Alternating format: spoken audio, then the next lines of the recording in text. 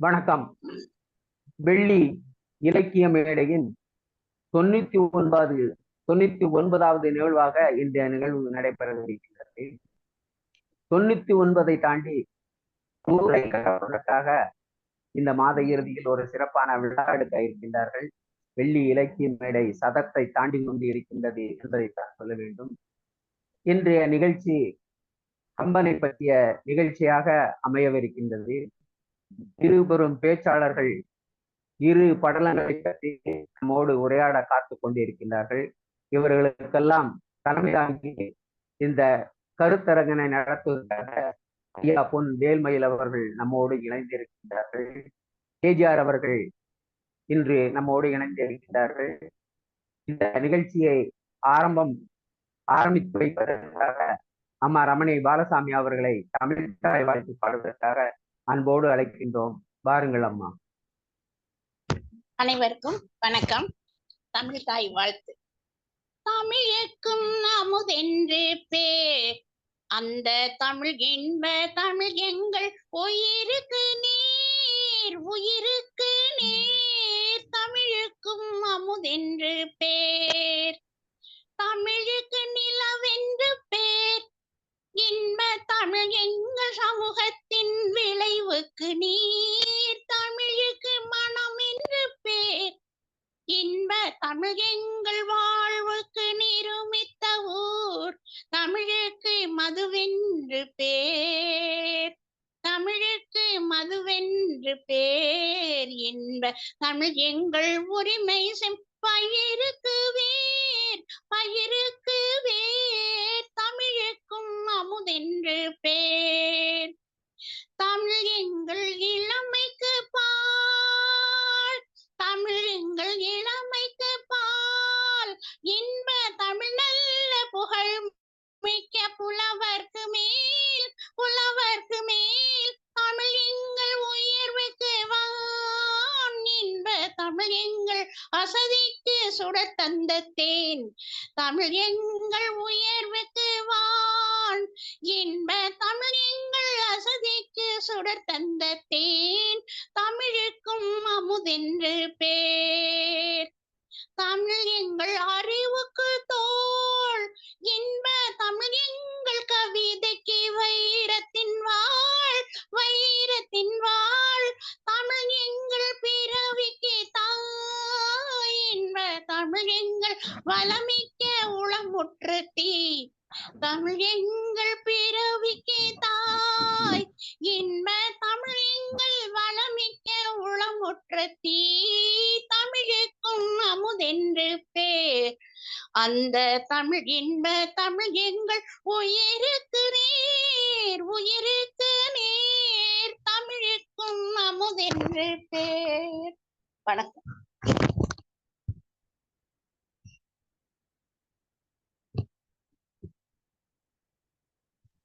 நன்றி அம்மா. வழக்கமாக இனிமையாக இருக்கின்ற தங்களுடைய பாடல் இன்று சற்று இணையத்தால் தடங்கல் செய்யப்பட்டு இருக்கின்றது என்பதை நான் சொல்லிக்கொள்ள கடமைப்பட்டிருக்கின்றேன். இணையம் சரியாக இல்லையா என்பது தெரியவில்லை. அடுத்ததாக வரவேற்புரை முறைப்படி வழங்க வேண்டும் என்பதனால் இந்த வெள்ளி இலக்கிய மேடையின் 99வது நிகழ்ச்சியில் பங்கு பெற வந்திருக்கின்ற சான்றோர்கள் ஒவ்வொருவரையும் வரவேற்க நான் கடமைப்பட்டிருக்கின்றேன். இந்த நிகழ்ச்சியிலே தமிழ்தாய் வாழ்த்து பாடிய அம்மா ரமணி பாலசாமி அவர்களை வருக வருக என்று அன்போடு வரவேற்கின்றேன்.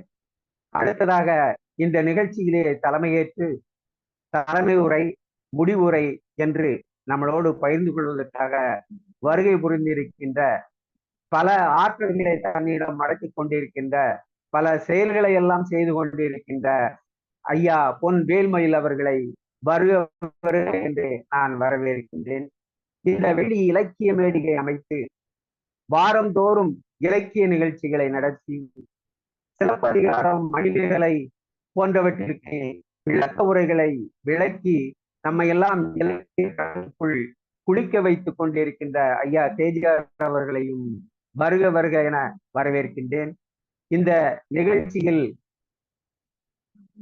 நகர்நீங்கு படலத்தில் இருந்து பாடல்களை, சிறப்பான பாடல்களை எல்லாம் நம்மோடு பகிர்ந்து கொள்வதற்காக வருகை புரிந்திருக்கும் நெல்லை தீபன் அவர்களையும், ஐயா காவு கிருஷ்ணமூர்த்தி அவர்கள் பள்ளிப்படை படலத்தில் இருந்து சில பாடல்களை நம்மோடு பகிர்ந்து கொள்ள வருகை தர இருக்கின்ற காவு கிருஷ்ணமூர்த்தி ஐயா அவர்களையும் வருக வருகை என்று நான் வரவேற்கின்றேன்.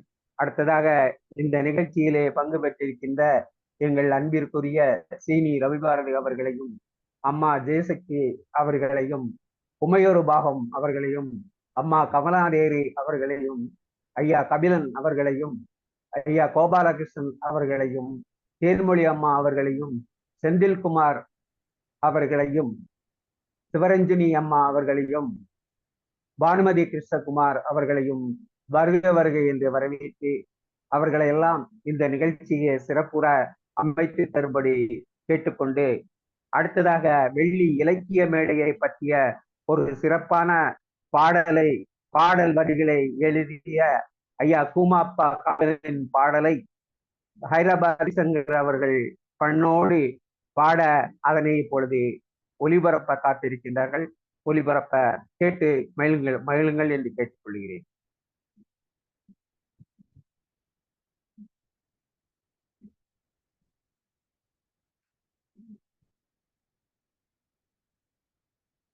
பாடல்.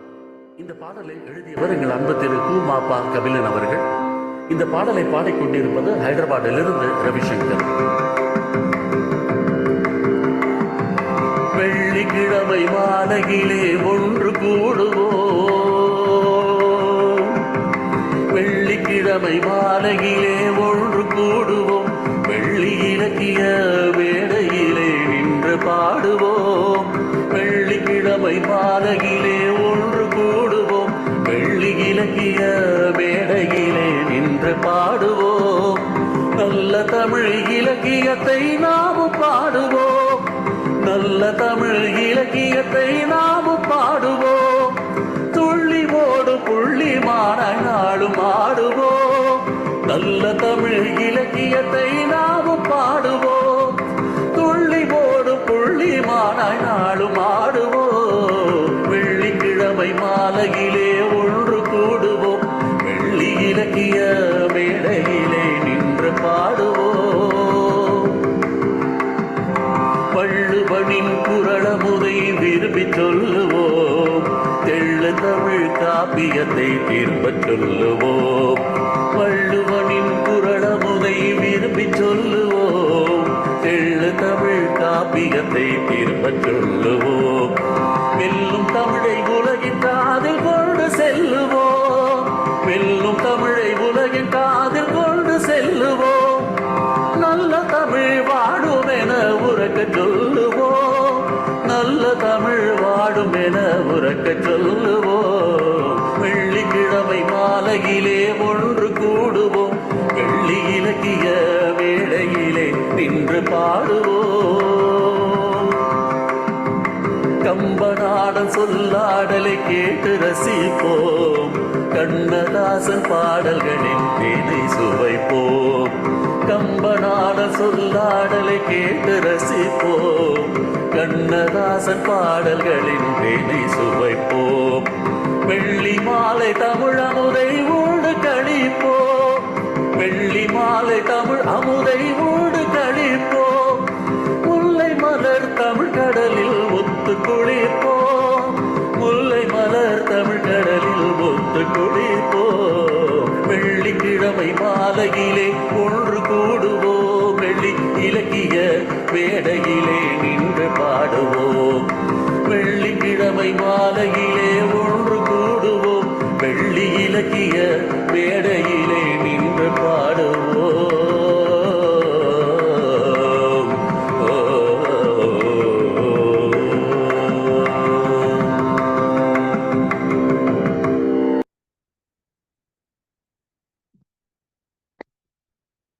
நன்றி.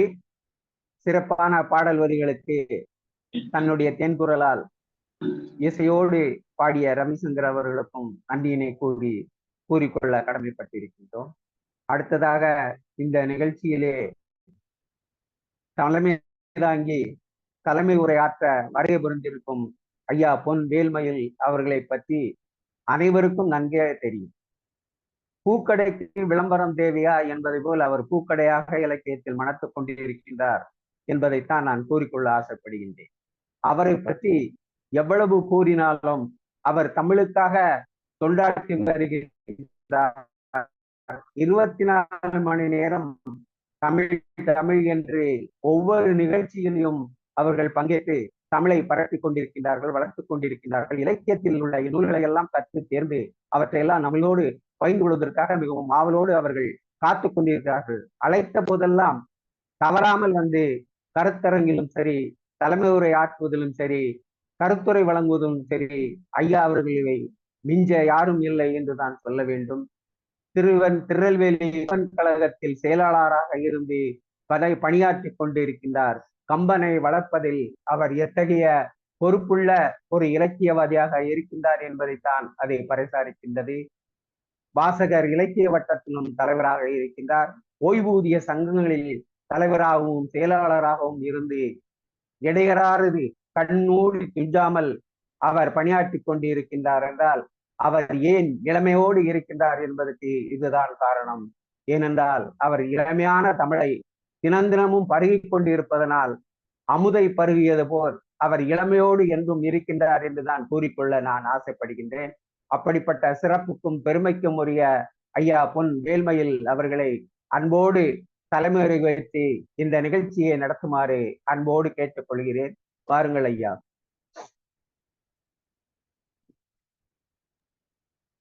நன்றி ஐயா. பெருமதிப்பிற்கும் மரியாதைக்கும் உரிய இந்த வெள்ளி இலக்கிய மேடையின் அமைப்பாளர் ஐயா KGR அவர்களை வணங்குகிறேன். அருமையாக நெறியாள்கை நடத்தி கொண்டிருக்கும் ஐயா பொதியை செல்வராஜ் அவர்களை, இன்று 2 சிறப்பான படலங்களை எடுத்து பேச இருக்கின்ற ஐயா காவூர்த்தி ஐயா அவர்களையும் நெல்லை தீபன் அவர்களையும் வணங்கி மகிழ்கிறேன். இணையத்திலே கலந்து கொண்டிருக்கிற அத்தனை பெருமக்களையும் வணங்கி மகிழ்கிறேன். என்னையும் ஒரு பொருட்டாக எண்ணி இந்த நிகழ்ச்சிக்கு தலைமை தாங்கி நடத்தி தர வாய்ப்பை அளித்த ஐயா KGR அவர்களுக்கும் தீபன் அவர்களுக்கும் நன்றியை தெரிவித்துக் கொள்கிறேன். கம்பனை மிகச்சிறப்பாக இப்பொழுது வெள்ளி இலக்கிய மேடை அந்த கம்பனை வெளிக்காட்டுவதில் தன்னுடைய ஆற்றலை எல்லாம் வெளிப்படுத்திக் கொண்டிருக்கிறது என்றுதான் சொல்ல வேண்டும். கம்பன் பலகாலம் மறைக்கப்பட்டிருந்தான் என்பது உண்மை. நம்முடைய அறிவொளி ஐயா அவர்கள் சொல்வார்கள், பாரதி காலத்திற்கு பின் தான் கம்பன் முழுமையாக வெளிவந்தான் என்று அவர்கள் பல செய்திகளை கொண்டு அதை நிறுவுவார்கள். அதற்கு முன்னால் ஆங்காங்கே ஒரு சில இடங்களில் கம்பனை பற்றிய பேச்சு இருக்குமே ஒழிய கம்பனை முழுமையாக வெளிக்கொண்டிருந்தவன் பாரதி என்று சொல்வார். அதன் பின் தான் கம்பன் கழகங்கள் எல்லாம் எழுந்தன. அதற்கு முன்னால் அந்த கம்பனை அப்படியே வைத்துக் கொண்டிருந்தவர்கள் இந்த சொற்பொழிவாளர்கள். என்ன அப்போ அந்த காலத்துல என்ன சொல்லுவாங்கன்னா, அவங்கள அந்த கதை சொல்லுகள் அப்படிங்கிற மாதிரி சொல்லுவாங்க. அவர்கள் தொடர்ந்து கொஞ்சம் கொஞ்சம் அவரை வைத்துக் கொண்டிருந்து பின்னாலே கம்பன் வெளிவந்தான் என்று சொல்வார்கள். கம்பன் ஒரு அற்புதத்தை செய்தான் என்றால் அது வள்ளுவருடைய ஒரு குரலை அவன் மெய்ப்பிப்பதற்கு எடுத்துக்கொண்ட முயற்சி என்று கூட சொல்லலாம். வள்ளுவர் சொல்லும் பொழுது வையத்துள் வாழ்வாங்கு வாழ்பவன் வானுரையும் தெய்வத்துள் வைக்கப்படும் என்று சொன்னார். வையத்துல எப்படி வாழ வேண்டுமோ அப்படி வாழ்பவன் தெய்வமாக போற்றப்படுவான் என்று சொன்னார். ஆனால் கம்பன் என்ன செய்தான், ஒரு தெய்வத்தையே மனிதனாக கொண்டு வந்து அது மனிதனாக அந்த மனித பண்புகளோடு நடந்து மீண்டும் தெய்வமாக நிறைந்த நிலையை அந்த கம்பன் காப்பியத்திலே, நம்முடைய கம்பராமாயணத்திலே முழுமையாக நாம் பார்க்க முடியும். சென்ற அந்த வகையிலே சிறப்பாக இந்த வெள்ளி இலக்கிய மேடை கம்பனை பதிவு செய்து கொண்டிருக்கிறது. சென்ற வாரம் அருமையான 2 படலங்களை எடுத்து பேசினார்கள். அதிலே ஒரு ஐயா KGR அவர்கள் சொல்லும் பொழுது கூட கைகேயை பற்றிய 2 சிந்தனைகள் இருக்கிறது என்று கூட சொன்னார்கள். ஆனால் என்னை பொறுத்தவரை கைகேயை நல்லவள் நல்லவள் என்று சொல்லுவது உண்மைதான். எதுவரைக்கும் அவள் ராமனை காட்டிற்கு அனுப்ப வேண்டும் என்று சொல்லுகிற வரைக்கு தசரதன் சாவுக்கு கூட அஞ்சாமல் தன்னுடைய ஆவலை, தன்னுடைய கருத்தை நிறைவேற்றிக் கொள்ள வேண்டும் என்று நினைத்தது வரைதான் என்று நாம் தெளிவாக கம்பனிலிருந்து காண முடியும். ஏனென்றால் அந்த நிகழ்ச்சிக்கு பிறகு கம்பனும் சரி, கம்பராமையான பாத்திரங்களும் சரி, எந்த பாத்திரமும் அவளை நல்லவள் என்று சொல்லதாக கம்பன் பதிவு செய்தவில்லை. ராமன் ஒருவன் அவனுக்கே உரிய இயல்புகளிலே பதிவு செய்கின்றார். கடைசியிலே சீதை கூட அப்படியெல்லாம் பேசிக் கொண்டிருந்தவள் ராமனும் லட்சுமணனும் வீழ்ந்து விட்டான் என்று வரும் அதை காணுவதற்கு அந்த படகிலே அவளை அழைத்து கொண்டு சென்று காட்டு என்று போது பார்த்தவுடன் அவள் கடைசியாக பலவிதமாக புலம்பி விட்டு சொல்லுவாள், யோ வன்மாய கொடும் கைகேசி கருத்து இதுவோ என்று கணவன் இறந்து விட்டான் என்றவுடன் அந்த அடக்கத்தையும் மீறி அவள் வாயிலிருந்து அந்த உண்மை வருகிறது. ஆகவே கைகேயி அவள் தெரிந்து ராமனை ராம அவதாரம் தெரிந்து காட்டுக்கு அனுப்பினாள் என்று சொன்னால் ராம அவதாரம் அங்கே அடிபட்டு போகிறது. ராமன் அவதாரம் என்பது குறைந்தபட்சம் 2 பேர் அல்லது 3 பேர். ராமனுக்கு தெரியும், வசிஷ்டருக்கு தெரியும், விஸ்வாமித்திரனுக்கு தெரியும் என்று வேண்டுமானால் வைத்துக் கொள்ளலாம். இதை விட்டு கைகேயிக்கும் இது தெரிந்து அதற்காக அவள் அனுப்பினாள் என்று சொல்வது அவ்வளவு பொருத்தமாக, கம்பனை பொறுத்தவரையிலே பொருத்தமாகப்படவில்லை என்பது என்னுடைய கருத்து. அப்படி அந்த 2 படலங்களையும் அடுத்து இன்று அருமையான நகர் நீங்கு படலத்தை பேசுவதற்கு ஐயா ஓதியை நம்ம நெல்லை தீபன் அவர்கள் வருகை தந்திருக்கிறார்கள். அதை தொடர்ந்து பள்ளிப்படல படலத்தை 5 படலங்களை தாண்டி அடுத்து பள்ளிப்படல் படத்தை பேசுவதற்கு ஐயா கவு கிருஷ்ணமூர்த்தி அவர்கள் வருகை தந்திருக்கிறார்கள். அவர்கள் வாயிலாக நாம் இந்த 2 படலங்களையும் தெரிந்து கொள்வதற்கு ஆவலோடு காத்திருக்கிறோம். ஐயா நெல்லை தீபன் அவர்களே, உங்களுடைய நகர் நீங்கு படலத்தை எங்களுக்கு தாருங்கள். வணக்கம். நன்றி ஐயா. நெல்லை தீபன் அவர்கள் தன்னுடைய கருத்துரையை கூறுவதற்கு முன்பு அவரை பற்றி ஓரிரு வரிகள் தான் கூற நினைக்கின்றேன். மிக நீளமாக கூற வேண்டிய அவசியம் இல்லை. ஏனென்றால் நெல்லை தீபன் இன்றைக்கு சென்னையில் மட்டுமல்ல நெல்லையிலும் புகழ் பரப்பிக் கொண்டிருக்கின்றார். கம்பனில் மட்டுமல்ல பல இலக்கியங்களும் அவர் படித்துக் கொண்டிருக்கின்றார். படிக்கின்ற காலத்தில் அவர் இலக்கியத்தை படிக்கவில்லை. ஓய்வு பெற்றவன் இலக்கியத்தை படுத்தி இலக்கியத்திலே தோய்ந்தவராக ஆழ்ந்தவராக பல கருத்துக்களை எல்லாம் நம்மோடு பகிர்ந்து கொள்வதற்காக ஐயா அவர்கள் பெரும் முயற்சி செய்து அதற்காக உழைத்துக் கொண்டிருக்கின்றார் என்றால் அது மிகையல்ல. அதே போன்று எப்படி அணில் ராமருக்கு பாலங்கட்ட உதவியதோ, ஒரு சிறு அணில் உதவியதோ, அது போல ஐயா கேஜிஆர் அவர்கள் பல சொற்பொழிகளை நிகழ்த்துவதற்கு இந்த தொழில்நுட்ப உதவிகளை புரிந்து ஐயா அவர்கள் பேசுவதற்கு வழித்துணையாக உறுதுணையாக இருந்த நெல்லை தீபன் அவர்களை பற்றி நம்முடைய வெள்ளி இலக்கிய மேடையும் சரி, பல இலக்கிய அமைப்புகளும் சரி, அவற்றை தெரிந்து கொள்ளாமல் இருந்திருக்க முடியாது. அப்படிப்பட்ட ஐயா நெல்லை தீபன் அவர்கள் இன்றைக்கு நகர்நீங்கு படலம் என்பதை பற்றி நம்மோடு கலந்துரையாட வந்திருக்கின்றார்கள். ஒரு சில வரிகளை கம்பனியிலிருந்து நான் கூறலாம் என்று நினைக்கின்றேன். ஈண்டு நின் பிரிவினும் சுடுமோ பெருங்காடு என்று சீதை கூறுவதாக ஒரு அழகான வரியை அங்கே கூட்டியிருக்கிறார்கள். சீதையை கூட்டிக் கொண்டு செல்ல முடியாது என்று ராமன் கூறிய பொழுது நீ மிகவும் வருத்தப்படுவாய், வேதனைப்படுவாய் என்று கூறிய பொழுது சீதை இவ்வாறு சொல்கின்றார். இன்னொரு மிக சிறப்பான பாடல், கண்ணதாசன் கூட அந்த வரிகளை தன்னுடைய பாடலில் இணைத்திருக்கின்றார். நதியின் பிழையன்று நறும்புணல் இன்மையற்றே என்னும் பாடலை இந்த படலத்தில் தான் வருகின்றது. இப்படிப்பட்ட சிறப்பான பாடல்களை எல்லாம் நம்மோடு பகிர்ந்து கொள்வதற்காக ஐயா நெல்லை தீபன் அவர்களை அன்போடு அழைக்கின்றேன். வாருங்கள் ஐயா. முச்சங்கம் கூட்டி முதுகுலவர் தமை கூட்டி அச்சங்கத்துள்ளே அளப்பரிய பொருள் கூட்டி சொற்சங்கமாக சுவை மிகுந்த கவி கூட்டி அற்புதங்கள் எல்லாம் அமைத்த பெருமாட்டி வேண்டுகின்ற பொழுதெல்லாம் விளைகின்ற நித்திலம் தோண்டுகின்ற பொழுதெல்லாம் சுரக்கின்ற செந்தமிழ் என்ற கவியரசர் வரிகளாலே தமிழ் அன்னையை வணங்கி என்னுடைய உரையை தொடங்குகிறேன்.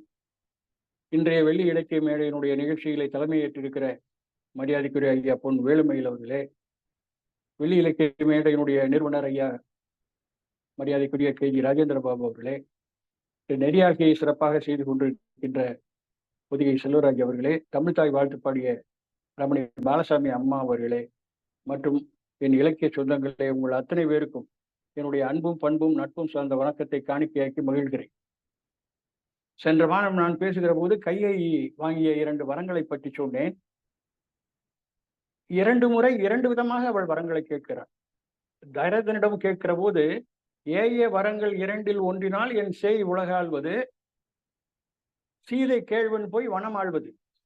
ஆனால் ராமனை அழைத்து அவள் சொல்லுகிற போது, ஆழிசூழ் உலகமெல்லாம் பரதனை ஆள நீ போய் தாளிரும் சடைகள் தாங்கி தாங்கரும் தவ மேற்கொண்டு பூலி வெங்கானம் நன்னி புண்ணிய துறைகளாடி 7 ஆண்டில் வா என்று இயம்பினன் அரசன் என்று சொல்லுகிறாள். இந்த காலமான 14 ஆண்டுகள் என்பதை தசரதனுக்கு அவனிடம் வரம் கேட்கிற போது அவள் சொல்லவில்லை. ராமனிடம் சொல்லுகிற போது மட்டும்தான் அந்த 14 வருடத்தை பற்றி சொல்லுகிறாள் அவள். ஒருவேளை தயரதனிடம் சொல்கிற போதே அந்த 14 ஆண்டு காலத்தினுடைய கணக்கை சொல்லி இருந்தால் ஒருவேளை அவன் தன்னுடைய உயிரை கையில் பிடித்துக் கொண்டு இருந்திருப்பான். ஏனென்று கேட்டால், முதலில் விஸ்வாமித்திரர் வந்து என்னுடைய வேள்வியை காப்பதற்காக உன்னுடைய புதல்வர்களில் கரிய செமல்களில் ஒருவனை தந்தெழுதி என்று கேட்கிற போது அவன் அனுப்பிவிட்டு மகிழ்ச்சியாக தான் இருந்தான். அவன் கவலைப்படவில்லை. ஆனால் இங்கே காலக்கெடு கொடுக்காத காரணத்தினால் அவன் கவலையில் மூழ்குகிறான். இப்பொழுது கோசலை அவளிடம் வந்து பணிப்பெண்கள் எல்லாம் சொல்கிறார்கள், ராமனுக்கு முடிசூட்ட போகிறார்கள் என்று சொல்கிறார்கள். மிகவும் மகிழ்ச்சி அடைகிறாள். பொதுவாக ஒரு தாய் தன்னுடைய மகனுக்கு ஒரு சிறப்பு வருகிறது என்றால் என்னெல்லாம் கற்பனை செய்வாளோ. நாளை ஐயா தயவு செய்து மைக்கு மியூட் பண்ணிக்கங்க, இன்னைக்கு வேற யாரும் இல்ல கூட்டத்துல. அவரு மைக் ஓபனா வச்சுக்கோங்க தயவு செய்து. நன்றி.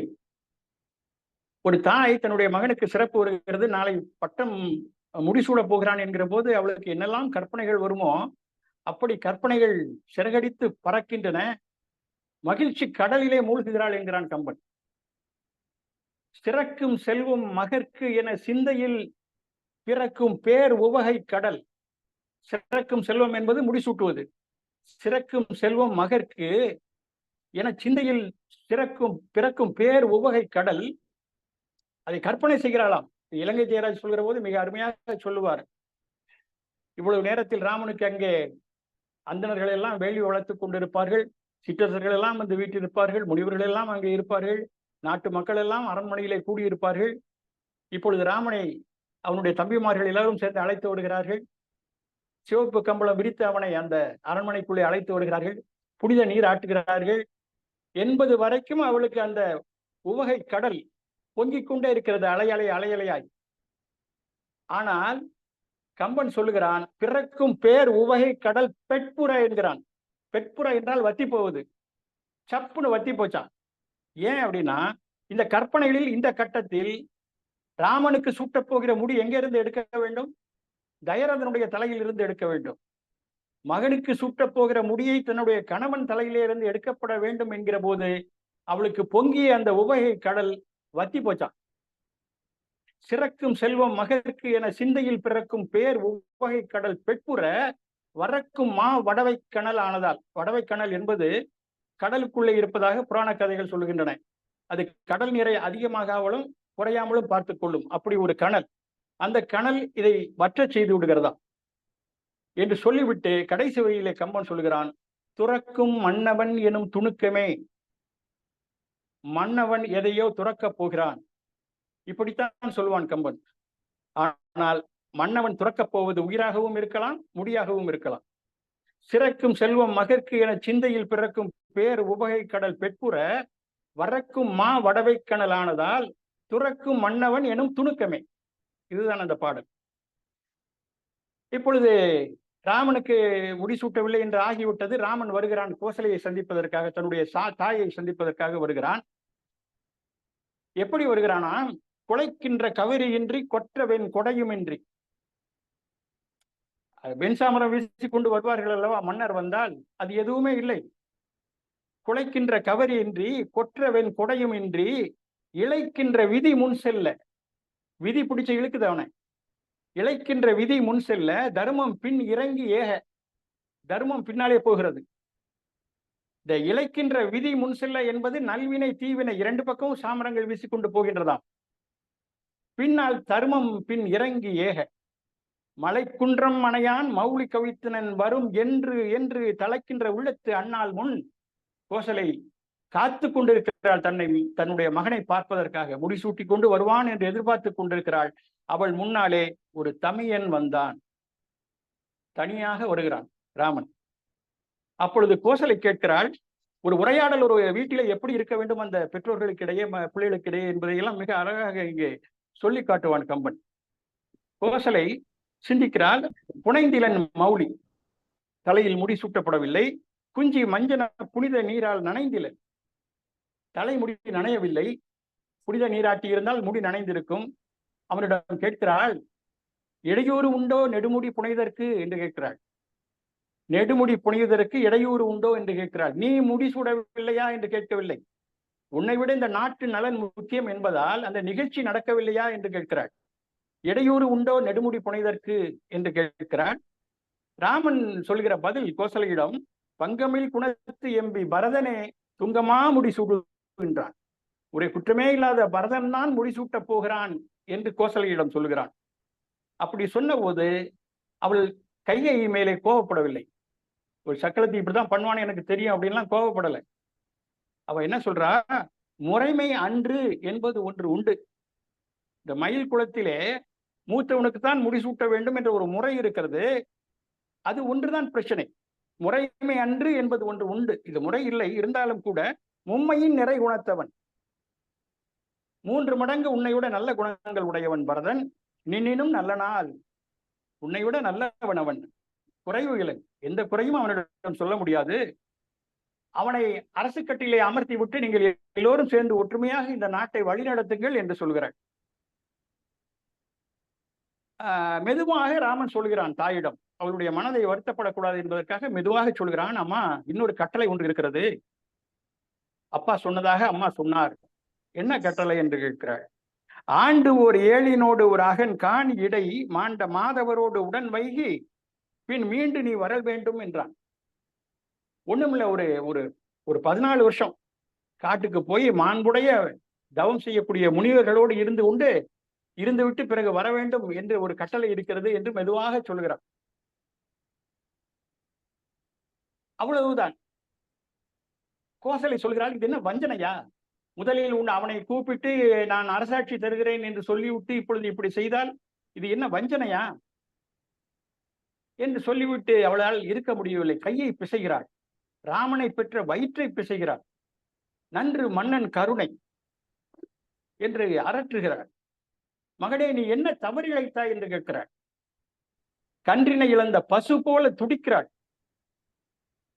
ராமன் சொல்கிறான், அம்மா அப்பா ஒரு வாக்கை கொடுத்து விட்டார், நம்ம அந்த வாக்கை நாம் அதை பொய்யாக்கலாமா? அதற்காக நான் முடிவு செய்து விட்டேன். தம்பிக்கு முடிசூட்டி விட்டு நான் கானகம் போவதாக முடிவு செய்திருக்கிறேன் என்று சொன்னவுடன் கோசலை சொல்கிறாள், நானும் உன்னோடு காட்டுக்கு வருவேன் என்று சொல்கிறார். அம்மா, அது முறையில்லை. தந்தை மிகுந்த துன்பத்தில் இருக்கிறார். நீ இங்கேயே இருந்து அவரை தேற்ற வேண்டும். என்னோட நீ காட்டுக்கு வரக்கூடாது. காடு என்னம்மா, அது ஒரு பிரச்சனையே இல்லையம்மா எனக்கு. எத்தனைக்கு உள்ள ஆண்டுகள், எத்தனை வருஷம் போறேன்னு நினைச்சிட்டு இருக்க நீ? இதுதான் அந்த பேசுகிற முறை. ஈண்டு அவை 10 நாளும் பகலளவோ 14 நாளுமா? 14 வருஷங்கிறது 14 நாள் மாதிரி அவளை சமாதானப்படுத்துகிறான். இது புராணங்களில் சொல்லுவது என்ன என்று சொன்னால், நமக்கு ஒரு நாள் என்றால் தேவர்களுக்கு அது ஒரு வருடமாம். அந்த கணக்கை போட்டு ராமன் சொல்கிறான். 14 நாள் போல அந்த 14 வருடங்களும் கழிந்து விடும் என்று சொல்கிறான். இப்பொழுது கோசலை தைரதனை பார்ப்பதற்காக ஓடுகிறாள். அவரிடம் நியாயம் கேட்க வேண்டும் என்று சொல்கிறாள். அங்கே அவன் மயங்கி கிடக்கிறான். அவனை பார்த்து கதறுகிறாள். என்னுடைய மகன் காட்டுக்கு செல்வேன் என்று சொல்லி என்னை பிரிய போகிறான்.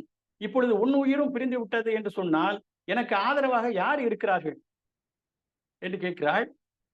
கூக்குரலிட்டு அவள் அழுகிற அந்த சத்தம் அந்த அரண்மனையில் உள்ள சிற்றரசர்களுக்கெல்லாம் கேட்கிறது. அவர்கள் வசிட்டரை அழைத்து, நீங்கள் சென்று அங்கே என்ன நடக்கிறது என்று பார்த்து விட்டு வாருங்கள் என்று அனுப்புகிறார்கள். வசிட்டர் வருகிறார். தயரதனை பார்க்கிறார். இவன் இன்னும் இறக்கவில்லை, ஆனால் சீக்கிரம் இறந்து விடுவான் என்பது போன்ற ஒரு நிலைமை என்பதை அவர் உணர்கிறார். என்ன நடந்தது இங்கே என்று கேட்கிறார். அப்பொழுது கைகேயி நடந்ததை எல்லாம் சொல்லுகிறார். இப்பொழுது வசிட்டர் தயரதனை மெதுவாக தூக்கி சமரசப்படுத்துகிறார். அப்பொழுது தயரதன் சொல்கிறான் கண் வைத்து, நீங்கள் எப்படியாவது கைகேயியிடம் பேசி ராமனுக்கு முடிசூட்டி அவன் காட்டுக்கு போகாமல் சென்று என்னுடைய வாய்மையையும் நீங்கள் காக்க வேண்டும் என்று கேட்டு பார்க்கிறான். அப்பொழுது வசிட்டர் சொல்கிறார், நான் கேட்டு பார்க்கிறேன், அவரிடம் பேசி பார்க்கிறேன், நீ கவலைப்படாதே என்று சொல்லிவிட்டு கைகேயியிடம் பேசி பார்க்கிறார். அவள் சம்மதிக்கவில்லை. வசிட்டன் அவளை ஏசுகிறான், நீ பெண்ணா தீயா பேயா என்று ஏசுகிறான். ஒரு நாட்டினுடைய ராணியை எப்படி ஒரு முனிவன் இந்த அளவுக்கு திட்ட முடியும் என்று எனக்கு புரியவில்லை. அவ்வளவு சுதந்திரம் கொடுத்திருக்கிறார்கள். கைகேயை ராமனை அழைத்து நீ காட்டுக்கு போ என்று சொன்னதை இப்பொழுதுதான் தயரதனுக்கு தெரிய வருகிறது. அப்பா சொல்ல சொன்னார் என்று சொன்னால் அல்லவா, அதை இப்பொழுதுதான் அறிகிறான் தயரதன். அப்பொழுது சொல்கிறான் கைகையிடம், பாவி, கானகம் போக சொன்னது நீயா? நீதான் போக சொன்னாயா? உன் பேச்சை கேட்டு அவனும் போய்விட்டானா? இத்தனை ஆண்டுகள் உன் வாயில் ஊறிய நீரை எல்லாம் அமுதம் என்று பருகினேனே, அது நஞ்சு என்று இன்றல்லவா தெரிகிறது? உன்னை மனம் முடிக்கிற போது உன் கையை பற்றி கொண்டு தீவளம் சுற்றி வந்தேனே, ஒரு பெண்ணின் கையை பிடித்திருக்கிறேன் என்று நினைத்தேன், ஆனால் அது ஒரு யமனின் கை என்று எனக்கு தெரியாமல் போய்விட்டதே என்றெல்லாம் சொல்லுகிறான். அவளிடம் திட்டுகிறான். பிறகு சொல்லுகிறான், உனக்கு இந்த அரசாட்சி வேணும், உன் மகன் பரதனுக்கு கொடுக்க வேண்டும், அவ்வளவுதானே? சரி, அந்த பரதனுக்கு முடிசூட்டுகிற போது எல்லா விதமான சடங்குகளையும் செய்வார்கள் அல்லவா? அப்பொழுது அவன் கையிலே காப்பு கயிறு கட்டுவார்கள் அல்லவா? அந்த காப்பு கயிறு மஞ்சள் கயிறு கட்டுகிற போது அந்த மஞ்சள் கயிறை தேடி நீ அலைய வேண்டிய தேவையில்லை. உன் கழுத்தில் உள்ள தாலி கயிறை அறுத்து அவன் கையிலே காப்பு கயிறாக கட்டிவிடு என்கிற சொல்ற அளவுக்கு அவருடைய மனம் வெந்து குமுறுகிறது. பிறகு வசிட்டரை அழைத்து கைகையை காட்டி, சொன்னேன் இன்றே, இவள் என் தாரம் அல்லல் துறந்தேன், இவள் என் மனைவி அல்ல, மண்ணே ஆவான் வரும் அப்பரதன் தனையும் மகன் என்று உண்ணேன், இவள் எனக்கு மனைவியும் அல்ல, பரதன் எனக்கு மகனும் அல்ல, அவனும் ஆகான் உரிமைக்கு. உரிமைக்கு என்றால் நான் இறந்து பட்டால் எனக்கு இறுதிச் சடங்கு செய்யக்கூடிய உரிமையை அவன் பெறமாட்டான், அவனுக்கு அதற்கு தகுதி இல்லை என்று சொல்லிவிடுகிறான். பிறகு ராமனை நினைத்து புலம்புகிறான். பொன்னின் முன்னம் ஒளிரும் பொன்னே, புகழின் புகழே, மின்னின் மின்னும் வரிவில் குமரா, மெய்யின் மெய்யே, நீ காட்டுக்கு போவதை என்னால் சகித்துக் கொள்ள முடியாது. நீ காட்டுக்கு போவதற்கு முன்னால் நான் வானகம் போய்விடுவேன் என்று சொல்கிறான். எண்ணின் முன்னம் வனம் நீ அடைதற்கு எளியே நல்லேன், உன்னின் முன்னம் புகுவேன் உயர் வானகம் யான் என்று தயரதன் கூறுகிறான். பிறகு கோசலையிடம், அவள் அருகிலே அமர்ந்திருக்கிறாள், அவளிடம் முந்தைய காலத்தில் கிடைத்த ஒரு சாபத்தை பற்றி அவளிடம் சொல்கிறான். நான் ஒரு முறை வேட்டைக்கு சென்றிருந்தேன். அப்பொழுது எனக்கு குழந்தைகள் இல்லை, குழந்தை பேரு இல்லை. காட்டுக்கு சென்ற போது இவனுக்கு ஒரு வித்தை தெரிந்திருந்தது, சப்த வேதி என்று பெயர். ஒரு காட்டுக்குள்ளே ஒரு இடத்திலிருந்து ஒரு சப்தம் வருகிறது என்று சொன்னால் அது எந்த மிருகத்தினுடைய சப்தம் என்பதை புரிந்து கொண்டு அந்த ஒளியின் திசையிலேயே அவன் அம்பை அனுப்பினான் என்று சொன்னால் அது சரியாக அந்த மிருகத்தை போய் தாக்கும். அப்படி ஒரு வித்தை பயின்றவன். அங்கே ஒரு சத்தம் கேட்கிறது, யானை நீர் குடிப்பது போல ஒரு சத்தம் கேட்கிறது. இவன் அம்பை எய்து விட்டான். ஆனால் அது ஒரு நபர் மீது பட்டு அவர் கத்துகிற சத்தம் கேட்டு அங்கே சென்று பார்க்கிறான். ஒருவன் அங்கே கீழே கிடக்கிறான், இன்னும் சாகவில்லை. அது யார் என்று கேட்டால் ஸ்தலபோசனன் என்ற ஒரு முனிவர் தன்னுடைய மனைவியோடு அந்த ஆற்றங்கரையின் அருகே உள்ள ஒரு குடிசையிலே வசித்து வருகிறார். இவர்கள் இருவருக்கும் கண் பார்வை தெரியாது. இவர்களுடைய மகன் பெயர் புரோசனன் என்று பெயர். அவன்தான் தாய் தந்தைக்கு எல்லா தொண்டும் செய்து கொண்டிருக்கிறான். அவர்களுக்கு நீர் பருகுவதற்காக நீரை எடுப்பதற்கு இங்கே வந்தான். அந்த நீரை மொண்டு எடுக்கிற போது அந்த சப்தம் ஒரு யானை நீரை குடிப்பது போல கேட்டதால் தயரதன் தவறுதலாக அம்பை போட்டு விட்டார்.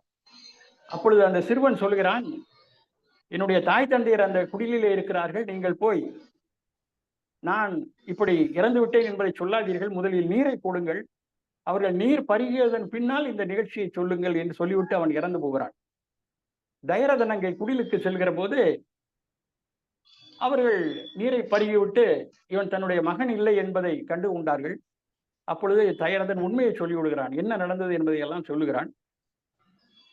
நீ என்ன நடந்தது என்பதை சொன்ன காரணத்தினால் நாங்கள் கடும் சாபம் கொடுக்க எனக்கு மனமில்லை. ஆகையால் ஒரே ஒரு சாபம் கொடுக்கிறேன் உனக்கு. நீ உன்னுடைய புத்திரன், அவன் எப்படிப்பட்ட புத்திரன் என்றால், பிறர் ஏவுவதற்கு முன்னமே எங்கிருந்து அம்பு வருகிறது என்று தெரிந்து கொண்டு தன்னுடைய அம்பை செலுத்துகிற ஆற்றல் பெற்ற ஒரு மகனை பிரிந்து துன்பப்பட்டு பிறகு நீ விண்ணுலகம் அடைவாய் என்று ஒரு சாபம் கொடுத்திருப்பார். அப்படி சாபம் கொடுத்த போது மிகவும் மகிழ்ச்சி அடைந்தானாம் தயரதன். ஏனென்று கேட்டால் மகப்பேறு இல்லை, நீ உன் மகனை பிரிந்து இறப்பாய் என்று சொல்கிற போது நிச்சயமாக மகன் பிறப்பான் என்ற ஒரு வரமும் கிடைத்து விட்டது. சாபத்தின் பெயரால் ஒரு வரம் கிடைத்து விட்டது. கர்ணனுக்கு கிடைத்தது அல்லவா? பரசுராமரிடம் போய் அவன் வில்வித்தை பயின்ற போது அவர் தூங்குவதற்கு தன்னுடைய மடியிலே இடம் கொடுத்து விட்டு ஒரு வண்டு தொடையை துளைத்த போது இவன் தாங்கி கொண்டிருக்கிறான், ரத்தம் பீரிட்டு வருகிறது. அதனுடைய ஈரம் பட்டு அவர் விழித்துக் கொள்கிறார். ஒரு அந்தணனால் இப்படி வேதனையை தாங்கி கொண்டிருக்கிற முடியாது, ஒரு சத்திரியனுக்குத்தான் அப்படிப்பட்ட தைரியம் உண்டு, வீரம் உண்டு. ஆகையால் நீ என்னிடம் பொய் சொல்லி இந்த வித்தையை கற்றுக்கொண்டாய், நீ வேண்டுகிற காலத்தில் நீ படித்த வித்தை மறந்து போகும் என்று ஒரு சாபம் கொடுக்கிறார் அல்லவா? அப்பொழுது கர்ணன் மகிழ்ச்சி அடைந்தானாம். குலம் கோத்திரம் தெரியாமல் இருந்த எனக்கு நான் சத்திரிய குலம் என்று தெரிந்து கொண்டேனே என்று மகிழ்ச்சி அடைந்தானாம். அதே போல இங்கே தயரதன் மகிழ்ச்சி அடைகிறான். இப்பொழுது வசிட்டர் நகரத்தில் அரண்மனையிலும் நகரத்திலும் சொல்லுகிறார், இது போன்ற ஒரு நிகழ்ச்சி நடக்கிறது, இது ராமன் காட்டுக்கு செல்ல போகிறான் என்று சொன்ன உடனே நகரத்தார் எல்லாம் மிகுந்த வருத்தம் அடைகிறார். வெந்த புண்ணிலை வேலை பாய்ச்சியது போல விழுந்து புரள்கிறார்கள். கண்ணீர் ஆறு போல ஓடி அது கடலிலே கலக்கிறதா. இவர்கள் அழுகிற சத்தம் விண்ணை முட்டுகிறதா. எவையெல்லாம் அழுதது என்று பட்டியலிடுகிறான் கம்பன். கிள்ளையோடு பூவை அழுத, கிளியோடு நாகனவாய் பறவைகளும் அழுதனவாம். கிளர் மாடத்து உள்ளுரையும் பூசை அழுத, பூனைகள் எல்லாம் அழுதுதான். உரு அறியா பிள்ளை அழுத, கருவில் இருக்கும் குழந்தை கூட அழுதுதான். பெரியோரை என் சொல்ல, இவர்களெல்லாம் அழுதார்கள் என்று சொன்னால் பெரியவர்களை பற்றி நான் சொல்ல என்ன இருக்கிறது? வள்ளல் வனம் புகுவான் எனும் மாற்றத்தால் ராமன் காட்டுக்கு போகிறான் என்ற செய்தி கேள்விப்பட்டவுடனே இத்தனையும் அழுதுதான். கிளர் மாடத்து உள்ளுரையும் பூசை அழுத, பூனையும் அழுதுதான். பொதுவாக பூனை என்பது நாயை போல் அத்தனை நன்றி உள்ளது அல்ல. நம்ம எத்தனை வருடங்கள் தான் பால் ஊற்றினாலும் அந்த வீட்டை காலி செய்து விட்டு நாம் சென்று விட்டால் அடுத்து அந்த வீட்டுக்கு வருகிறவர்களோடு அது பழகிக்கொள்ளும். ஆனால் நாய் அப்படி இல்லை, எத்தனை வருடம் நாம் கழித்து வந்தாலும் அது நமக்கு நன்றியோடு இருக்கும். அது கூட இங்கே அழுததான். இப்படி நிகழ்ச்சி எல்லாம் நடக்கிறது. இதற்கிடையிலே லக்குவனுக்கு கோபம் வந்து விட்டது. என்ன, என் அண்ணனுக்கு முடி சூட்டாமல் பரதனுக்கு முடி சூட்டுவதா? என்ன நினைத்துக் கொண்டிருக்கிறாள் கைகேயி என்று வில்லை எடுத்துக்கொண்டு அந்த ஊரின் நடுவில் நின்று அந்த நாணை இழுத்து விடுகிறான். அது ஒரு எச்சரிக்கை ஒளி. அவன் சொல்கிறான், சிங்கக்குட்டிக்கு போட வேண்டிய சாப்பாடை கொண்டு போய் நாய்க்குட்டியா போடுவாங்க, நல்லா இருக்குப்பா. இந்த கைகேயிக்கு நல்ல அறிவுதான், நல்ல அறிவு. நல்ல அறிவுன்னா அறிவு இல்லைங்கிறத அப்படி சொல்றான். சிங்க குருளைக்கு எடு தீஞ்சுவை ஊனை நாயின் வெங்கன் சிறு குட்டனை ஊட்ட விரும்பினாளா? சிங்கக்குட்டிக்கு போட வேண்டிய சாப்பாடை நாய்க்குட்டிக்கு போடணும்னு நினைக்கிறாள. நங்கைக்கு அறிவியல் திறம் நன்றிது நன்றிது என்ன, நல்ல அறிவாளிதான் அப்படின்னு கிண்டல் பண்றான். கங்கைக்கு இறைவன் கடகை கை புடைத்து நக்கான். கங்கைக்கு இறைவன் என்று சொல்வது லக்குவனை. கடக கை புடைத்து நக்கான், அது கையை தட்டி சிரிக்கிறானாம். இந்த கடகக்கை என்பதற்கு இது ஒரு கங்கணம் அணிந்த கை என்று சில உரைகள் சொல்லுகிறது. சுகிசிவம் அவர்கள் பேசும்போது சொல்லுவார், கடகக்கை என்றால், கடகம் என்றால் நண்டு என்று சொல்கிறார். இப்போது கூட நீங்கள் கடகராசி படம் பார்த்தால் நண்டு படம் இருக்கும். கையை இப்படி தட்டுகிற போது நண்டுக்கு கால்கள் இருப்பது போல இருக்குமா. கடகக்கை, கடகக்கை புடைத்து நக்கான், சிரிக்கிறான். அப்படி சொல்றான், நான் இந்த பதவியை என்னுடைய அண்ணனுக்கு வாங்கி கொடுக்காமல் விட மாட்டேன். நான் செய்கிற இந்த போராட்டத்திலே இதை எதிர்த்து வருபவர்கள் யாராயிருந்தாலும் அவர்களை கொன்று விண்முட்டு அவர்களுடைய உடலை குவிப்பேன். புவிப்பாரம் இந்த உலகத்திலே ஜனத்தொகை அதிகமாகிவிட்டது, கொஞ்சம் குறைக்க வேண்டும் போல இருக்கிறது என்று அவனை எண்ணிக்கொள்கிறான். புவிப்பாவை பரம் கெட, பரம் என்றால் பாரம், புவிப்பாவை பரம் கெட போரில் வந்தோரை எல்லாம் அவிப்பானும், அவித்து அவர் ஆக்கையை அண்டமுற்ற குவிப்பானும், எனக்கு ஒரு கோவினை குற்ற மவுளி கவிப்பானும் நின்றேன். இது காக்குனர் காமி. யாராவது தடுக்க வாரீங்களாடா, வாங்கடான்னு கேட்கிறான்.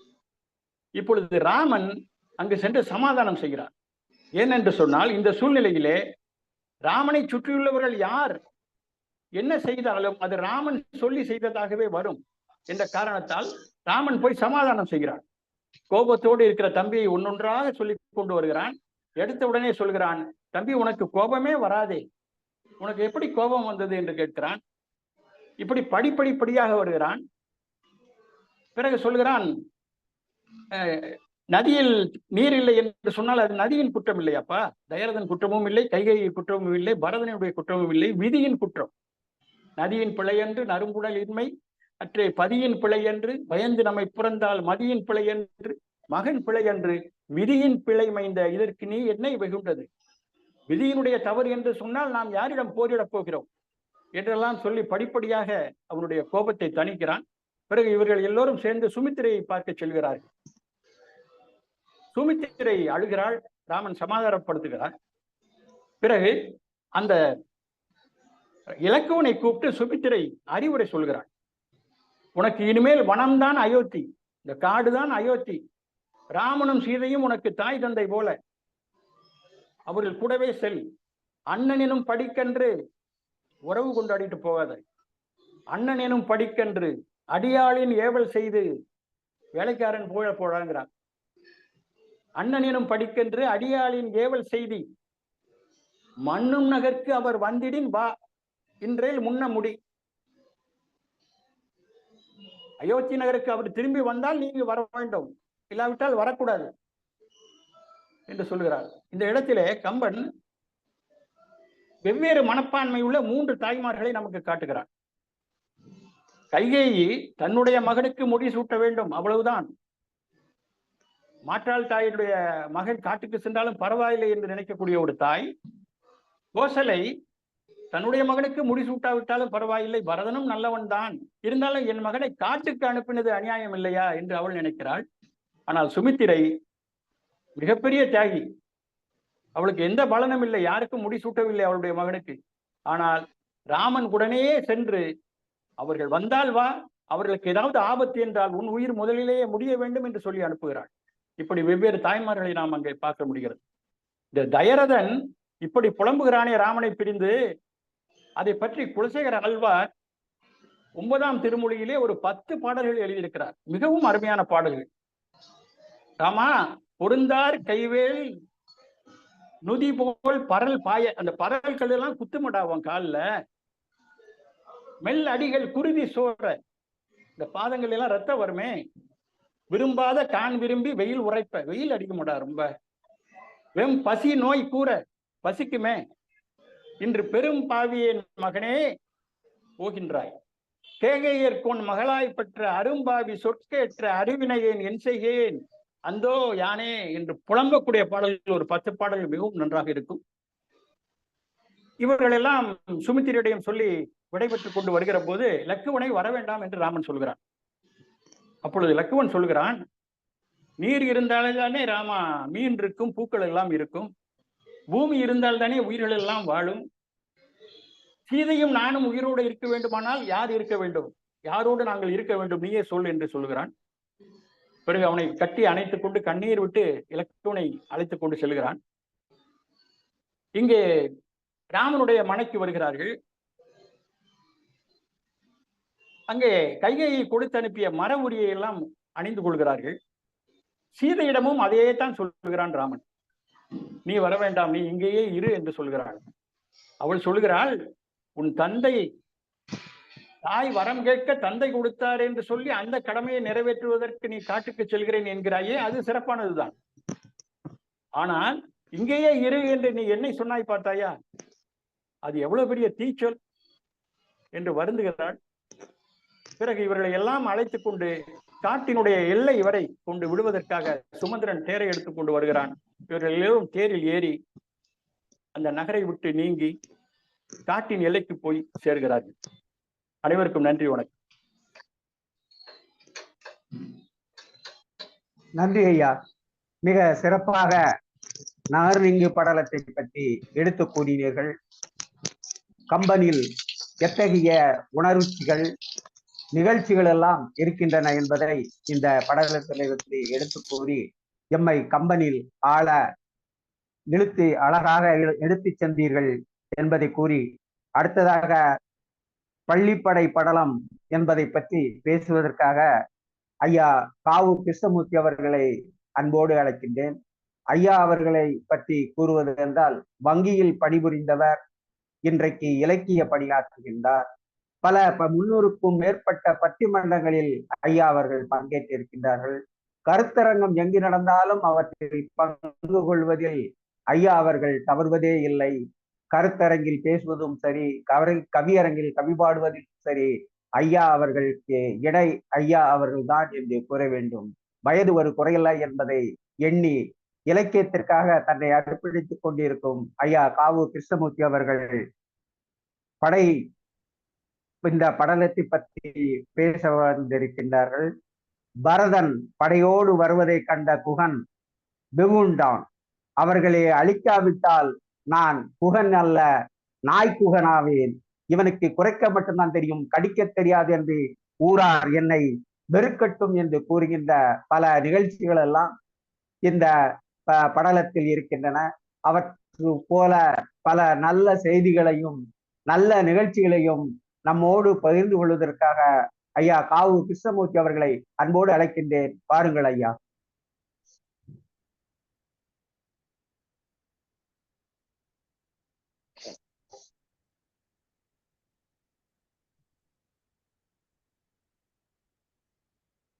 ஐயா பேசுவதற்கு முன்பு ஒரு சின்ன, இந்த நிகழ்ச்சி தொடங்கிய பின் இடையிலே பங்கேற்ற ஐயா முகவே திருநாதன் அவர்களையும், ஐயா KS ரவிச்சந்திரன் அவர்களையும், சரித்திர ஆசிரியர் லிங்கராஜா அவர்களையும், ஐயா காமராஜ் மற்றும் சாமி மல்லிகா அவர்களையும் வருக வருக என்று வரவேற்கின்றேன். இந்த நிகழ்ச்சியை கண்டுகளிப்பதில் மிகவும் ஆர்வமாக இருக்கிறார். வாருங்கள் ஐயா.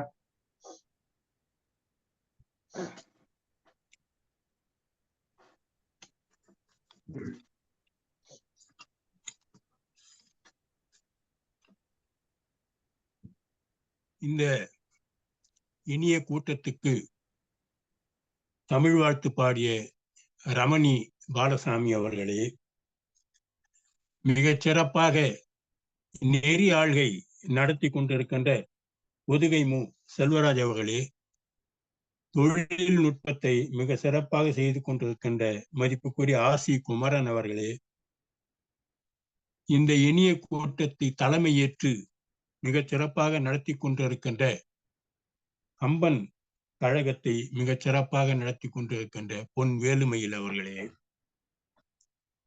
எனக்கு முன்னே நகர் நீங்கு படலத்தை மிக சிறப்பாக தன்னுடைய கம்பீரமான குரலை எடுத்து அந்த படலத்தின் முழு செய்திகளையும் மிக சிறப்பாக எடுத்து காட்டி பேசி நம்மை எல்லாம் கவர்ந்த நெல்லை தீபன் அவர்களே, வெள்ள சொல்லுக்கு உரிய நெல்லை தீபன் மிக சிறப்பான பேச்சினால் நம்மை கவர்ந்தார். அவருக்கு என்னுடைய நன்றியை தெரிவித்துக் கொள்ளுகிறேன், வணக்கத்தை தெரிவித்துக் கொள்ளுகிறேன்.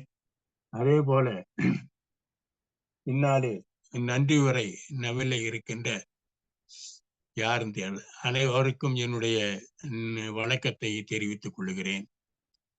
இந்த கூட்டத்திலே மிக சிறந்த ஆளுமைகள் எல்லாம் கலந்து கொண்டிருக்கிறார்கள். நம்முடைய சீனியர் ரவி பாரதி அவர்களை பார்க்கிறேன். அதே போல லட்சிய கவிஞர் லிங்கராஜா அவர்களை பார்க்கிறேன். நம்முடைய பூமாப்பா கபிலன் அவர்கள் மிக சிறப்பாக பின்னோட்டமெல்லாம் கொடுக்கக்கூடிய அந்த பெருமகனாரை பார்க்கிறேன். அதே போல கவித்தேனி வசந்தகுமார் அவர்கள், பானுமதி கிருஷ்ணகுமார் அவர்கள் இந்த வெள்ளி இலக்கிய மேடையை மிக சிறப்பாக பல கூட்டங்கள் ஏறத்தாழ 100 கூட்டங்களை ஏற்றுகின்ற வகையில் சிலப்பதிகார சொற்பொழிவு, மணிமேகலை சொற்பொழிவு என்று பல சொற்பொழிவுகள் நடத்தி நம்முடைய உள்ளத்தை கவர்ந்த கவிஞர் KG ராஜேந்திர பாபு அவர்களை பார்க்கிறேன். இன்னும் பல பெருமக்கள் இந்த கூட்டத்திலே கலந்து கொண்டு இருக்கிறார்கள். அவர்களுக்கெல்லாம் என்னுடைய வணக்கத்தையும் நன்றியையும் தெரிவித்துக் கொள்ளுகிறேன். இன்றைக்கு எடுத்துக்கொண்டிருக்க இந்த பள்ளிப்படை படலம் என்பது முழுக்க முழுக்க பரதனை மட்டுமே தலைவனாக கொண்ட படலம் என்று சொல்லலாம். பரதனை நமக்கு முழுமையாக காட்டுகின்ற ஒரு படலம் என்று கூட சொல்லலாம். இந்த பள்ளிப்படை படலமும் ஆற்றுப்படலும் அந்த ரெண்டும் பரதனை முழுமையாக நமக்கு எடுத்து காட்டுகின்ற படலங்கள். ஏன்னு சொன்னா ரொம்ப பரிதாபத்துக்குரிய கதாபாத்திரம் இந்த பரதன். எந்த தவறுமே செய்யாதவன்.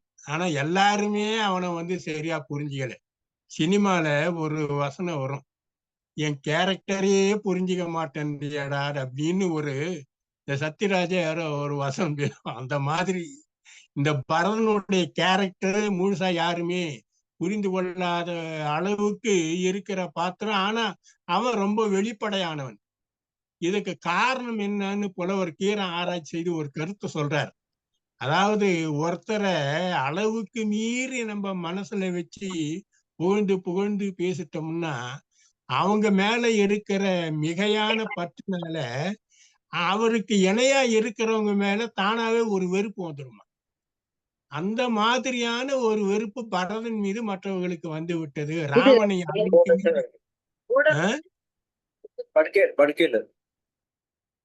அளவுக்கு மீறி புகழ்ந்து பேசி பேசி ஒன்றுமே அறியாத அப்பாவியான பரதன் எல்லாருடைய வெறுப்புக்கும் ஆளாகிவிட்டான் என்று புலவர் கீரன் அவர்கள் குறிப்பிடுகிறார். அது ஓரளவுக்கு உண்மை என்பது போலத்தான் தோன்றுகிறது. அந்த அளவுக்கு பரதன் ரொம்ப நல்லவன். இன்னும் சொல்ல போனா ராமனை விட நல்லவன். அவனை பற்றி விஸ்வாமித்திரன் சொல்லும் போது சொல்றாரு, தள்ளறிய பெருநீதி தனியாறு புகமண்டும் பள்ளம் அப்படின்றார். இந்த உலகத்துல இருக்கிற எல்லா நீதிகளையும் ஆறு என்று எடுத்துக்கொண்டார். அந்த ஆறுகளெல்லாம் சேருகிற கடலாக இருப்பவன் பரதன். நீதி கடல்.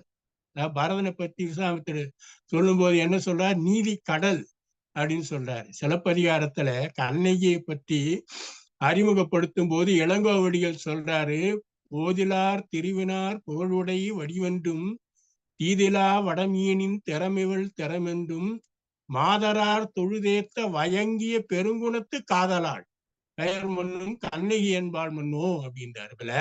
வயங்கிய பெருங்குணத்து காதலாள் அப்படின்றதுக்கு என்ன பொருளாம், எல்லா நல்ல குணங்களும் கண்ணகியை காதலிக்குமா. கண்ணகி மற்ற குணங்களை காதலிக்கலையா, எல்லா நல்ல குணங்களும் கண்ணகியை காதலிக்குமா. எல்லா நல்ல குணங்களும் அவளோட ஒன்றா சேர்ந்து இருக்குமா. அப்படி அந்த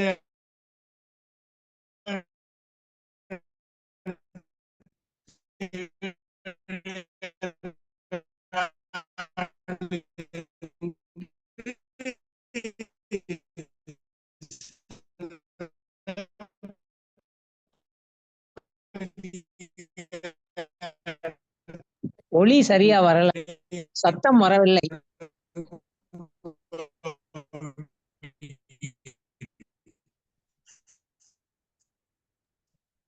ஐயா கிருஷ்ணமூர்த்தி ஐயா, வீடியோவை ஆஃப் பண்ணுங்க. வீடியோ மட்டும் ஆஃப் பண்ணுங்க, அப்ப சத்தம் கிளியரா வரும். ஐயா உங்க இணைப்பு சரியில்லை.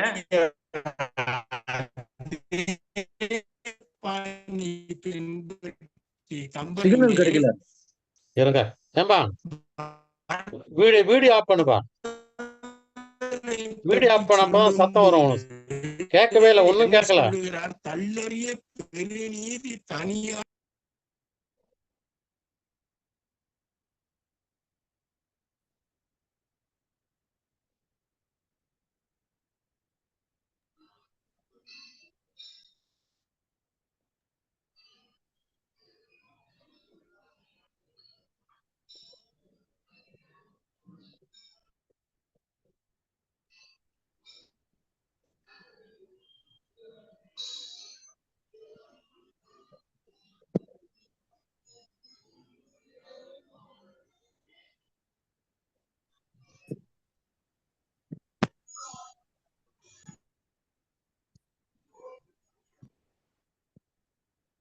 நெல்லை தீபன் நீங்க கூட அன்மியூட் பண்ணிட்டு பேசுங்க.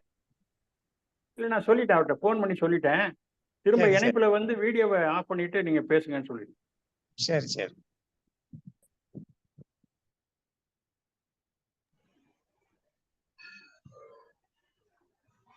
அங்க பெங்களூர்ல மழைன்னு நினைக்கிறேன், ஏதோ இணைய தளங்கள்.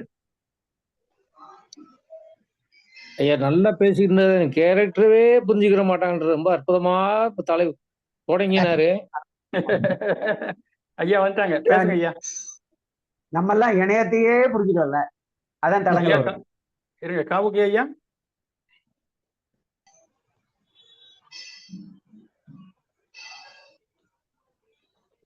அவர் தமிழ் சங்கத்துல இலக்கிய வகுப்பு நடத்தும் போது கூட அவ்வளவு இன்ட்ரெஸ்டா இருக்கும் கேட்கறதுக்கு. ஒரு ஆமா ஆமா, கொஞ்சம் இருங்கம்மா, இதுவும் கடந்து போகும் ஐயா, இதுவும் கடந்து போகும். கொஞ்சம் இருங்க. காவுக்கு ஐயா வரலையா அவரு? இணைப்புல இருக்கிறாரு. இணைப்புல இல்ல போல இருக்கு. இல்ல வந்தாரு, மறுபடியும் கட் ஆகுது. அது கொஞ்சம் மழை கொஞ்சம் தூறலா இருக்கு, சரியா கிடைக்கல இணையம். என்னுடைய நிகழ்ச்சி கூட அப்படிதான் இதாயிடுச்சுங்க, தொல்காப்பியம்.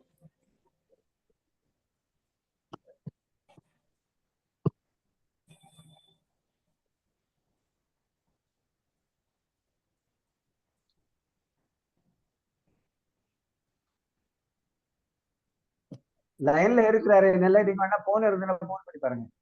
இல்ல பண்ணிட்டேன், ஏற்கனவே சொல்லிட்டேன். சரி சரி. இல்ல மறுபடியும் தொடர்பு கிடைக்கிறதுக்கு நெட் கிடைக்காம இருக்கும் மழையினால. ஆமா,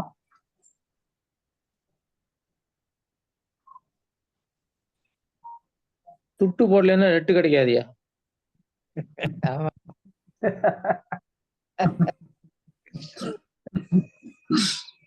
அவருக்கு கேட்டதுன்னா குட்டு போட்டுருவாரு. இந்த இந்த இதுதான் ஏற்கனவே நான் இளைய தீபன் ஐயா கிட்ட சொல்லியிருந்தேன். பரதனுடைய இதுதான் எனக்கு இன்ட்ரெஸ்டிங் கேட்கறதுக்கு. அங்க கோசலை கிட்ட அவங்க பேசுற அந்த படம் வந்து வந்துட்டாரு. அந்த அற்புதமா இருக்கும். ஐயா ஐயா அது காவுக்கு அவ்வளவு ஐயா, அளவுக்கு தடங்கள் வருது. பேசு. காவுக்கு ஐயா கேக்குதா? கேட்கல. இல்லையா அவர் எங்க வரவே இல்லையா? லிங்கராஜா, சொல்லுங்க. நீங்க சொன்ன மாதிரி அற்புதமான படம்ல இது. ஆமா. பரதன் போய் குகனை வணங்குற போது இவன் முதல்ல வணங்கினானா அவன் முதல்ல வணங்கினானா, இவன் எத்தனை தடவை வணங்கினா அவன் எத்தனை தடவை வணங்குறது மிகப்பெரிய பட்டிமன்றமா இருக்கு. யார் பெரியவங்க அவங்கள தானே முதல்ல வணங்கணும். இந்த கம்பன் வந்து யாரு வணங்கினாலே சொல்லியிருக்க மாட்டாரு. ஓஹோ. அதாவது அவன் பரதன் வந்து தன் தாய் கிட்ட கோவப்படுறத அருமையா எழுதியிருப்பாரு. நான் இன்னொரு தடவை அவர்கிட்ட தொலைபேசியில பேசுறேன். இல்லைன்னா நெல்லைத்தீவுலே பேசிடுவாரு.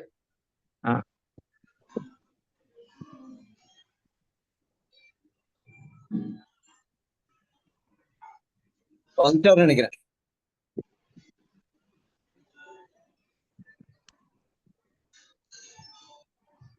வந்துட்டாரு நினைக்கிறேன். பரதன் கதாபாத்திரத்தை சக்கரவர்த்தி திருமகன் சிவாஜி கணேசன் அருமையா நடிச்சிருப்பாருன்னு கேள்விப்பட்டிருக்கேன். ஆமா ஆமா ஆமா. அவருடைய இந்த தேர்ல வரும்பொழுது இல்ல கொஞ்ச நாள் போன் கூட அவருக்கு சரியா பேச முடியல. அப்படியா? கேஜே சார், என்ன அடுத்ததுக்கு போங்க, இல்லைன்னா அப்புறம் தொடர்ந்துக்கலாம். கொஞ்சம் வெயிட் பண்ணுங்க, இல்லைன்னா பொன்வேலு மேலே பேசிட்டோம் அதை. சரி. நான் அவர்கிட்ட பேசுறாங்களா?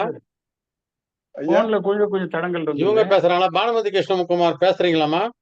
ஐயா, நெல்லை தீபன் பின்னோட்டத்தை வச்சுக்கலாமா? நெல்லை தீபன் பேசுனது இருங்க அது அப்புறமா இருங்க முடிச்சிருமா, ஒரு இது முடிச்சிட்டு பேசுவோம்.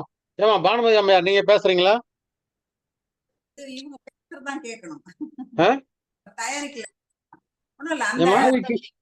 போகும்போது அவர் வரலன்னா அவர் கொஞ்சம் வெயிட் பண்ணுவானாமா, விட்டுருவானா? இப்படி வராம லேட் ஆச்சுன்னா மொபைல் சரி இல்லைன்னா என்ன பண்ண முடியும்? யாருன்னா ஒருத்தர் ரெடியா இருங்க.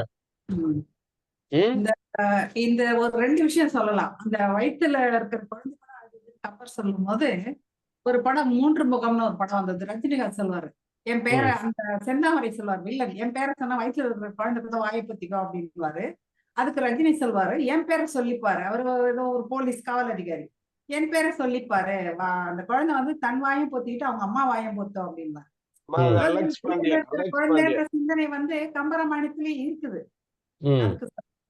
அதே மாதிரி இந்த ஒரு படம் வந்தது இல்லையா, நீதிபதி சந்துருவோட கதை, இந்த கண்ணெல்லாம் வருமே, அந்த கதையில கூட வரும். அதுல அவ சொல்லுவா செங்கல் சூளைக்கு பணம் கட்டிட்டு போவாங்க, போகும்போது அவ கேட்பா நானும் வரேன் அப்படின்வா.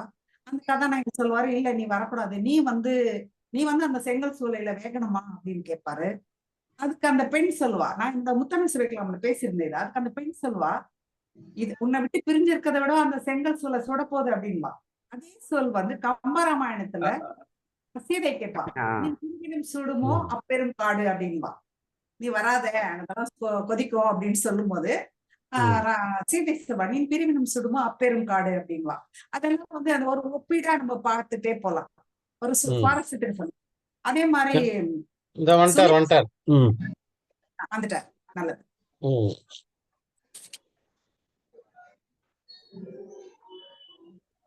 அனுமதி கிருஷ்ணகுமார் வந்து சினிமாவும் கம்பராமாயணம் பேசினா கூட ஒரு தலைப்புல பேசுவீங்க போல. காவுகி சார் பேசுங்க சார். கேக்குதா? கேக்குது, பேசுங்க. சரி, எதுக்கு வீடியோ வேணா ஆஃப் பண்ணிடுங்க, குரல் தெளிவா இருக்கும். சரி, கரண்ட் லெவலுக்கு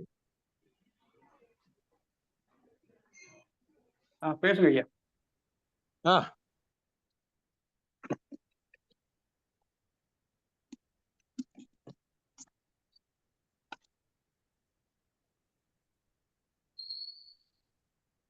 அது மாதிரி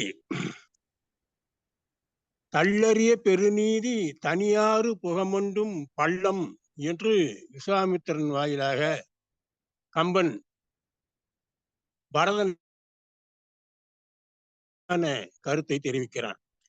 அதே போல ராமனும் பரதனை பற்றி மிக உயர்வான கருத்தை கொண்டிருக்கிறான். ஒரு கட்டத்தில லக்குவனை வைத்து கொண்டே தம்பியரெல்லாம் பரதனை போல ஆவாரோ என்று ஒரு சொல்லை சொல்லுகின்ற அளவுக்கு ராமன் மனதிலே பரதன் குடியிருக்கிறான். அது மட்டும் அல்ல, உழைக்கின்ற கவரியின்றி என்ற பாடல் ரொம்ப அருமையாக நல்ல தீபன் அவர்கள் எடுத்து சொன்னார்கள். அப்படி சொல்லி அவன் கோசலை இப்படியெல்லாம் ராமன் வருவான் என்று கற்பனை செய்து கொண்டிருக்கிறாள். ஆனால் அவன் குழைக்கின்ற குடையும் எண்கொற்ற குடையுமின்றி இழைக்கின்ற விதி முன் செல்ல தர்மம் பின் இறங்கியக போகிற அந்த செயலை பார்த்து என்ன ஆயிற்று என்று ராமனை கேட்கும்போது ராமன் சொல்லுகிறான், மங்கை அம்மொழி கூறலும் மாணவன் செங்கை கூப்பினின் காதல் தெருமகன் பங்கமில் குணத்து எம்பி பங்கமில் குணத்து எம்பி என்று ராமன் பரதனுக்கு ஒரு பட்டம் கொடுக்கிறான். பங்கமில் குணத்தான் என்கிற பட்டத்தை ராமன் பரதனுக்கு கொடுக்கிறான். பங்கமில் குணத்து எம்பி பரதனே துங்கமாமுடி சூடுகின்றான் என்றான். உடனே அதை கேட்ட கோசலை என்ன சொல்றா, முறைமை அன்று என்பது ஒன்று உண்டு. அதாவது மயில் குலத்து சேர்ந்தவங்க முதல் மகனுக்கு தான் முடிசூட்ட வேண்டும் என்பது ஒரு முறைமை இருந்தாலும், அந்த முறைமை மாறி இருந்தாலும் கூட பரதன் மும்மையின் நிறைகுணத்தான் நின்னினும், மும்மையின் 3 மடங்கு உன்னை போல நிறைந்த குணத்தை உடையவன் நல்லவன். ஆகையால் அவன் அரசாள்வது நல்லதுதான். நீ அரசாள்வது உன்னுடைய நிலை மாறினாலும் பரதன் அரசாள்வது நல்லதுதான். ஏன் என்று கேட்டால் அவன் உன்னை காட்டிலும் 3 மடங்கு உயர்ந்தவன், உன்னை காட்டிலும் நல்லவன் என்று கோசலை பரதனை பற்றி கூறுகிறாள். அது மட்டுமல்ல, கடைசியில ஒரு இடத்துல சொல்றார், எண்ணில் கோடி ராமர்கள் எண்ணிலும் அண்ணலே நின் அருளுக்கு அருகாவரோ புண்ணியம் என்னும் நின்னுயிர் போயினால் மண்ணும் வானும் உயிர்களும் வாழுமோ என்று பரதன் தீயில் விழுவதற்கு முன்னே அவனை தடுப்பதற்காக கோசலை இந்த மொழிகளை கூறி பாராட்டுகின்றாள். இப்படி கோசலையினுடைய பாராட்டு எல்லாம் பெற்றவன். அது மட்டுமல்ல, குகனுடைய மனதிலும் பரதன் மிக பெரிய அளவிலே குடிகொண்டு விட்டான். முதலிலே தூரத்திலே இருந்து பார்க்கிறான். ஒரு படையோடு கொடியோடு அவர்கள் வருவதையெல்லாம் பார்த்து மிகவும் சினம் கொண்டு, ஆழ நெடுந்தரை ஆறு கடந்தவர் போவாரோ, வேழ நெடும்படை கண்டு விளங்கிடும் இல்லாளோ, தோழமை என்றவர் சொல்லிய சொல்லொரு சொல்லன்றோ, ஏழமை வேடன் இறந்திலன் என்றனை ஏசாரோ என்றெல்லாம் இருக்கின்ற பார்க்கின்ற தூரத்திலிருந்து பார்க்கும்போது அப்படி அவனுக்கு தெரிகிறது. ஆனா கொஞ்சம் கிட்ட வந்து அவங்க தோற்றத்தை பார்க்கும்போது தூரத்திலேயே பரதனை பார்த்தா ராமனை போல தோற்றமா இருக்குது. அவனுக்கு பக்கத்துல வர சத்ருகனை பார்த்தா லட்சுமணனை போல தெரியுது. அதனால இந்த ராமனுக்கு பின்னால பிறந்தவங்க ஏதாவது தவறு இழைப்பார்களா என்று அவனே ஒரு முடிவுக்கு வருகிறான். நம்பியும் நாயகனை ஒக்கின்றான், அயல் நின்றான் தம்பியையும் ஒக்கின்றான், தவவேடம் தலை நின்றான், துன்பம் ஒரு முடிவில்லை திசை நோக்கி தொழுகின்றான், எம்பிரான் பின்பிறந்தார் இழைப்பரோ பிழைப்பென்றான் என்று சொல்லக்கூடிய அளவுக்கு அவன் குகனுடைய மனதிலே இடம் பிடித்து விட்டான். அதற்கு பின்னால அவர்கள் இருவரும் இணைந்து ராமனிடம் போய் பரதனை பற்றி மிக சிறந்த ஒரு உயர்ந்த மதிப்பை குகன் கொடுக்கிறான்.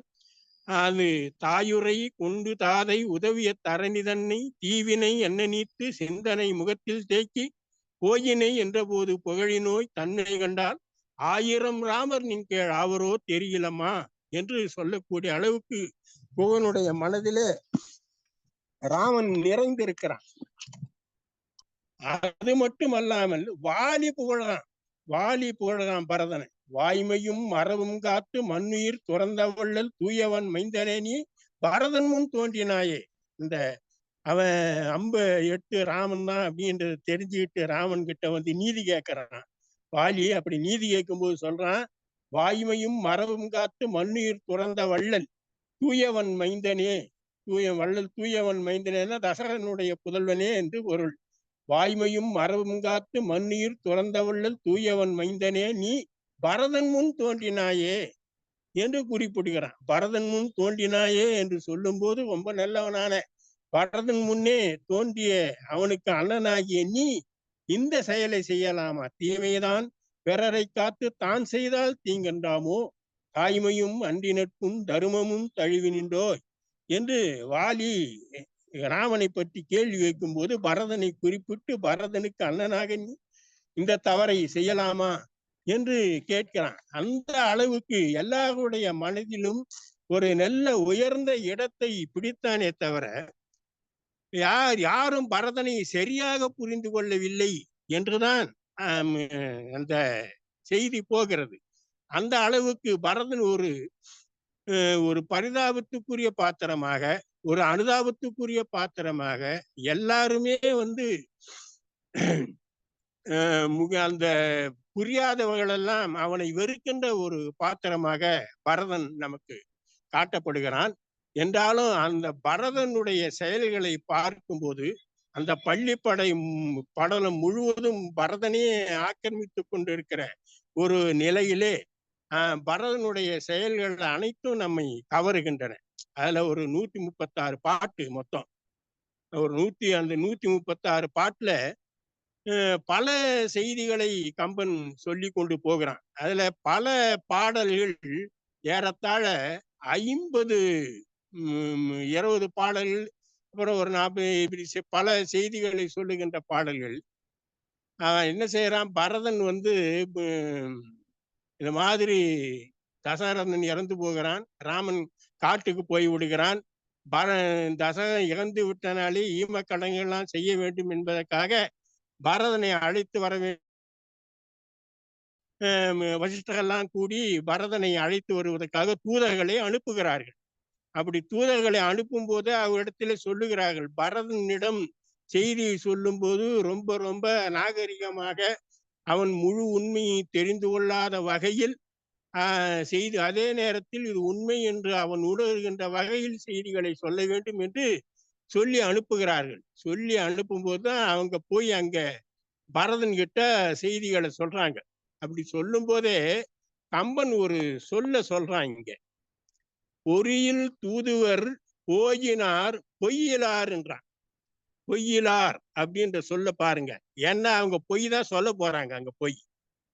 இந்த தூதுவர்கள் பரதனிடம் போய் என்ன சொல்ல போகிறார்கள்? பொய் சொல்ல போகிறார். இவன் போய் கேட்ட உடனே பரதன் என்ன சொல்றான்? இந்த தூதுவர்கள் போய் சொன்ன இந்த வாசகத்தை படித்து விட்டு எல்லாரும் தசரதன் நலமாக இருக்க, தந்தை நலமாக இருக்காரா, அண்ணன் நலமாக இருக்காரா, தாய்மகள்லாம் நன்றாக இருக்காங்க என்று கேட்கும் போது அந்த தூதுவர்கள் சொல்லுகிறார்கள் எல்லாரும் நலமாக இருக்கிறார்கள் என்கிறார்கள். தசரதன் மாண்டு விட்டான், அண்ணன் துயரத்தோடு காடு போய்விட்டான். ஆனால் தூதுவர்கள் என்ன சொல்கிறார்கள்? பரதனிடம் எல்லாரும் நன்றாக இருக்கிறார்கள் என்று சொல்லுகிறார், பொய் சொல்லுகிறார். ஆனால் இங்கே பரதன் ஒரு சொல்லை வைக்கிறான், பொய்யிலார் என்று ஒரு சொல்லை வைக்கிறான். இது ஒரு விதமான யுக்தி, இலக்கிய யுக்தி என்று பொய் சொல்ல போறாங்க, அவங்கள பொய்யிலார்னு சொல்றான். இளங்கோவடிகள் கையாண்ட யுக்தி என்று கூட இதை சொல்லலாம். இன்னொரு வகையில எடுத்துக்கொள்வதானால் பொய்மை இல்லாமல் உண்மையாகவே அவர்கள் உழைக்கக்கூடிய தூதுவர்கள், பணியாட்கள் என்று கூட அதை எடுத்துக்கொள்ளலாம். தனக்கென்று ஒரு கருத்து இல்லாமல் நிர்வாகம் என்ன சொல்லுகிறதோ அதை அப்படியே கடைபிடிக்கின்றவர்கள் என்கிற வகையிலே கூட அதை எடுத்துக்கொள்ளலாம். அந்த வகையில பார்க்கும்போது அவர்கள் அப்படி சொல்ற. அதுக்கு பிறகு அந்த செய்தியை கேட்டவுடன் பரதன் வருகிறான், சத்துருவனோடு புறப்பட்டு வருகிறான். வழியிலே வருகின்ற இடத்திலெல்லாம் வழக்கமான நிலைகளாக இல்லாமல் ஏதோ ஒரு சோகம் ததும்பி இருப்பது போல அவனுக்கு தெரிகிறது. அந்த அரண்மனை அருகிலே அயோத்தியை வந்து அடைகிறான். அயோத்தி நகருக்கு உள்ளே நுழையும் போதே அவன் காணுகின்ற காட்சிகளாக, வழக்கமாக காணுகின்ற காட்சிகளாக அங்கே இல்லை. எல்லாரும் சோகமயமான முகத்தோடு தென்படுகிறார்கள். ஒரு மங்களகரமான நிகழ்ச்சிகள் எதுவுமே இல்லை. எல்லாரும் வீட்டு முற்றத்தில் இருந்து கொண்டு பரதனை கொஞ்சம் வெறுப்போடு பார்ப்பது போல தோன்றுகிறது. இப்படியெல்லாம் இருக்கின்ற நிலையை பார்த்து பரதன் சத்துருவனை பார்த்து சொல்றான், ஏதோ ஒரு தவறு நடந்திருக்கிறது போல தெரிகிறது, வழக்கமாக இந்த ஊர் இல்லையே என்றெல்லாம் சொல்லுகிறான். சத்துருவனும் அதை ஆமோதிக்கிறான். எல்லாம் கடந்து உள்ளே வருகிறார்கள். உள்ளே வந்தவனே பரதன் நேராக கைகையிடம் போகிறான். கைகையிடம் போவதற்கு முன்னே அவன் கோசலையிடம் போவதற்குத்தான் வருகிறான். அங்கே ஒரு வேலைக்காரி இருந்து கொண்டு என்ன செய்கிறாள்? அவனை அழைத்து கொண்டு கைகையிடம், கைகை அங்கே இருக்கிறாள், அங்கே செல்லுங்கள் என்று கைகையிடம் அனுப்புகிறார்கள். கைகையிடம் செல்கிறான் பரதன். பரதன் சென்றவுடன் கைகை அவனை வரவேற்கிறாள். பரதன் அவளை பார்த்து திடுக்கிடுகிறான். புட்டு இழந்தவளாய், பூ இழந்தவளாய், தலைவிரி கோலமாய் கைகையை காட்சி அளிப்பதை கண்டு பரதன் திகைப்படைகிறான். என்ன ஆயிற்று உங்களுக்கு? ஏன் இந்த கோலத்தில் இருக்கிறீர்கள்? தந்தை எங்கே என்று கேட்கிறான். தந்தை எங்கே என்று கேட்டவுடன் என்ன சொல்கிறாள் கைகேயி? நிறை வாழ்க்கை வாழ்ந்து விட்டு தேவகளெல்லாம் போற்ற தசரதன் வானுலக அடைந்தான், நீ வருந்தாதே என்று ரொம்ப சர்வ சாதாரணமாக எந்த விதமான வருத்தமும் இல்லாமல் ஒரு சாதாரண ஒரு செய்தியாக அதை கைகேயி பரதனுக்கு சொல்லுகிறாள். பரதன் அதை கேட்டு துடிக்கிறான். துடித்து போய் அழுது புலம்புகிறான். இந்த வருத்தமெல்லாம் எனக்கு தீர வேண்டும் என்று சொன்னால் நான் ராமனை காண வேண்டும், கோசலையிடம் போகிறேன் என்று போகிறான். ராமன் அங்கே இல்லை என்கிறாள் கைகேயி. சரி, நான் சுமித்திரையிடம் போகிறேன் சொல்கிறான். அங்கேயும் ராமன் இல்லை என்கிறாள் கைகேயி. அங்கும் இல்லை இங்கும் இல்லை, எங்குதான் இருக்கிறான் ராமன் என்று கேட்கிறான் பரதன். அவன் கானகத்துக்கு போய்விட்டான் என்று கூறுகிறாள். ஈட்டி பாய்ந்தது போல உள்ளத்தோடு பரதன் மீண்டும் வந்து கைகையிடம் கோபத்தோடு பேசுகிறான். என்ன காரணத்தால் ராமன் காட்டுக்கு போனான்? தந்தை இறப்பதற்கு முன்னர் போனானா, தந்தை இறந்த பின்னர் போனானா என்றெல்லாம் கேட்கிறான். தந்தை இறப்பதற்கு முன்னர் தான் போனான். தந்தை இறப்பதற்கு முன்னர் போனான். ராமன் பிரிவை தாங்க முடியாமல் தான் தசரதன் தந்தை, உன்னுடைய தந்தை உயிரிழந்தார் என்று சொல்லுகிறாள் கையை. இதை கேட்டவுடன் எங்கிருந்து வராத கோபம் அவனுக்கு துள்ளி எழுந்து வருகிறது. தகாத வார்த்தைகள் எல்லாம் சொல்லி பரதன் கைகையை திட்டுகிறான், சபிக்கிறான், தரையிலே விழுந்து புகழ்கிறான். அதற்கு பின்னாலே இந்த துயரமெல்லாம் தீர வேண்டும் என்றால் நான் கோசலையை போய் காண வேண்டும் என்று சொல்லி கோசலையிடம் வருகிறான். கோசலையிடம் வந்து பரதனை அந்த சோக செய்திகளை எல்லாம் கேள்விப்பட்டது உண்மை என்று கேட்டு, எங்கே என்னுடைய தந்தை, எங்கே என்னுடைய அண்ணன் என்றெல்லாம் அழுது புலம்புகிறான். இதையெல்லாம் கோசலை கேட்டுக்கொண்டு, இவன் தூய உள்ளம் படைத்தவன், இருந்தாலும் அவளுக்கு மூளையில, நெஞ்சத்தின் ஒரு மூளையில ஒரு ஐயம் எழுகிறது.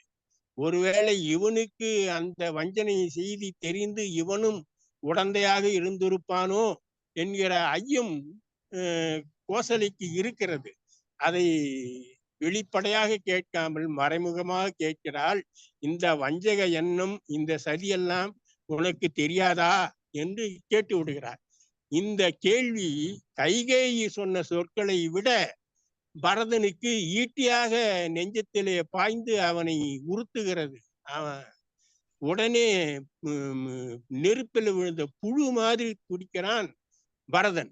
அது எப்படி தேற்றுவது, இந்த பழியிலிருந்து நம்மை எப்படி மீட்டு கொள்வது என்பதற்காக ஏராளமான ஒரு செய்திகளை சொல்லுகிறான். ஏறத்தாழ 49 பாவங்களை அவன் பட்டியல் போட்டு காட்டான்.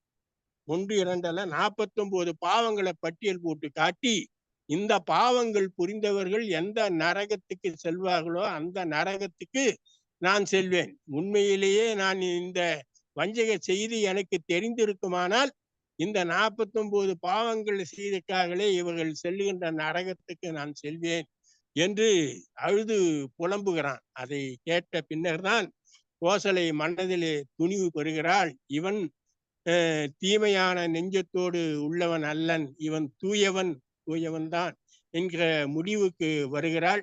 வந்த பிறகு, சரி, நீ நடக்க வேண்டிய காரியங்களை பார், உன் தந்தைக்குரிய ஈம கடன்களை செய் என்று கட்டளையிடுகிறார் கோசலை. ஈம கடன்களை செய்வதற்காக பரதனும் தயாராகிறான். தசரனுடைய இறுதி ஊர்வலம் செல்லுகிறது. பெரிய தேரிலே ஒரு பெரிய பேழையிலே வைத்து அவனுடைய உடலை எடுத்து கொண்டு போகிறார்கள். அதற்கு பின்னாலே அவனுடைய இறுதி சடங்கு நடைபெறுகிறது. இறுதி சடங்கு நடக்கின்ற போது பரதன் தயாராக இருக்கிறான். அப்பொழுது வசிஷ்ட முனிவர் சொல்லுகிறார், கைகேயி செய்த தவறினாலே தசரதன் கைகேயி தன்னுடைய மனைவி அல்லல் என்று சொல்லிவிட்டான். அதோடு மட்டுமல்லாமல் உன்னையும் மகனல்லன் என்று சொல்லிவிட்டான். ஆகவே நீ இந்த ஈம கடனை செய்வதற்கு தகுதி இல்லாதவன் என்று வசிஷ்ட மாமுனி தடுக்கிறார். அதை பார்த்து இன்னமும் ரொம்ப சோகத்தோடு பரதன் சொல்லுகிறான், இந்த உலகத்திலே நான் பிறந்து என்ன பயன்? வெறும் இந்த அரச பதவியை ஏற்றுக்கொள்வதற்காகவா நான் இந்த உலகத்தில் பிறந்தேன்? இவ்வளவு துயரங்களை அனுபவிப்பதற்காகவா இந்த உலகத்தில் பிறந்தேன் என்று தன்னைத்தானே நொந்து கொள்கிறான். அதற்கு பின்னாலே சத்ருகுணன் அந்த ஈம கடன்களை செய்து முடிக்கிறான். முடித்த பின்னாலே வசிஷ்டன் அறிவிக்கிறார், பரதன் இனிமேல் நாடாள்வான் என்று அறிவிக்கும் போது அதை மறுக்கிறான் பரதன். நான் நாடாள முடியாது, நாடாள மாட்டேன்.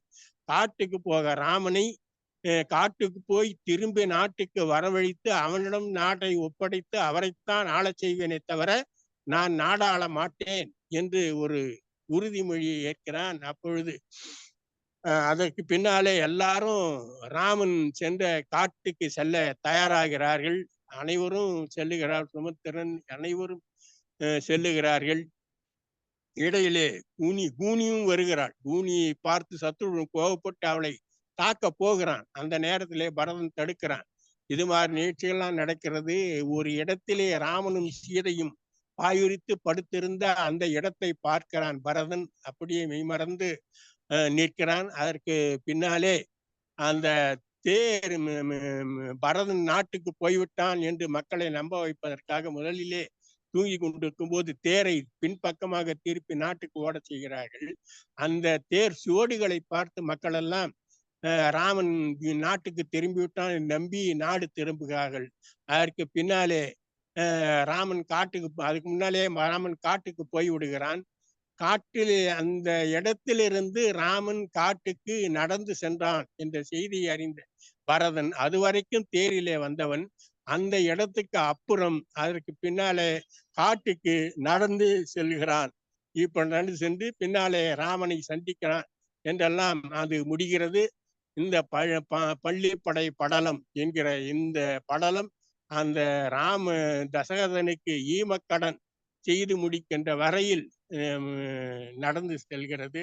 136 பாடல்களை கொண்ட இந்த படலத்திலே பகுதி பகுதியாக பல பாடல்கள் ஒரு மிகச் சிறப்பான நிலையெல்லாம் எழுதி இருக்கிற பாடல்களை நாம் பார்க்கிறோம்.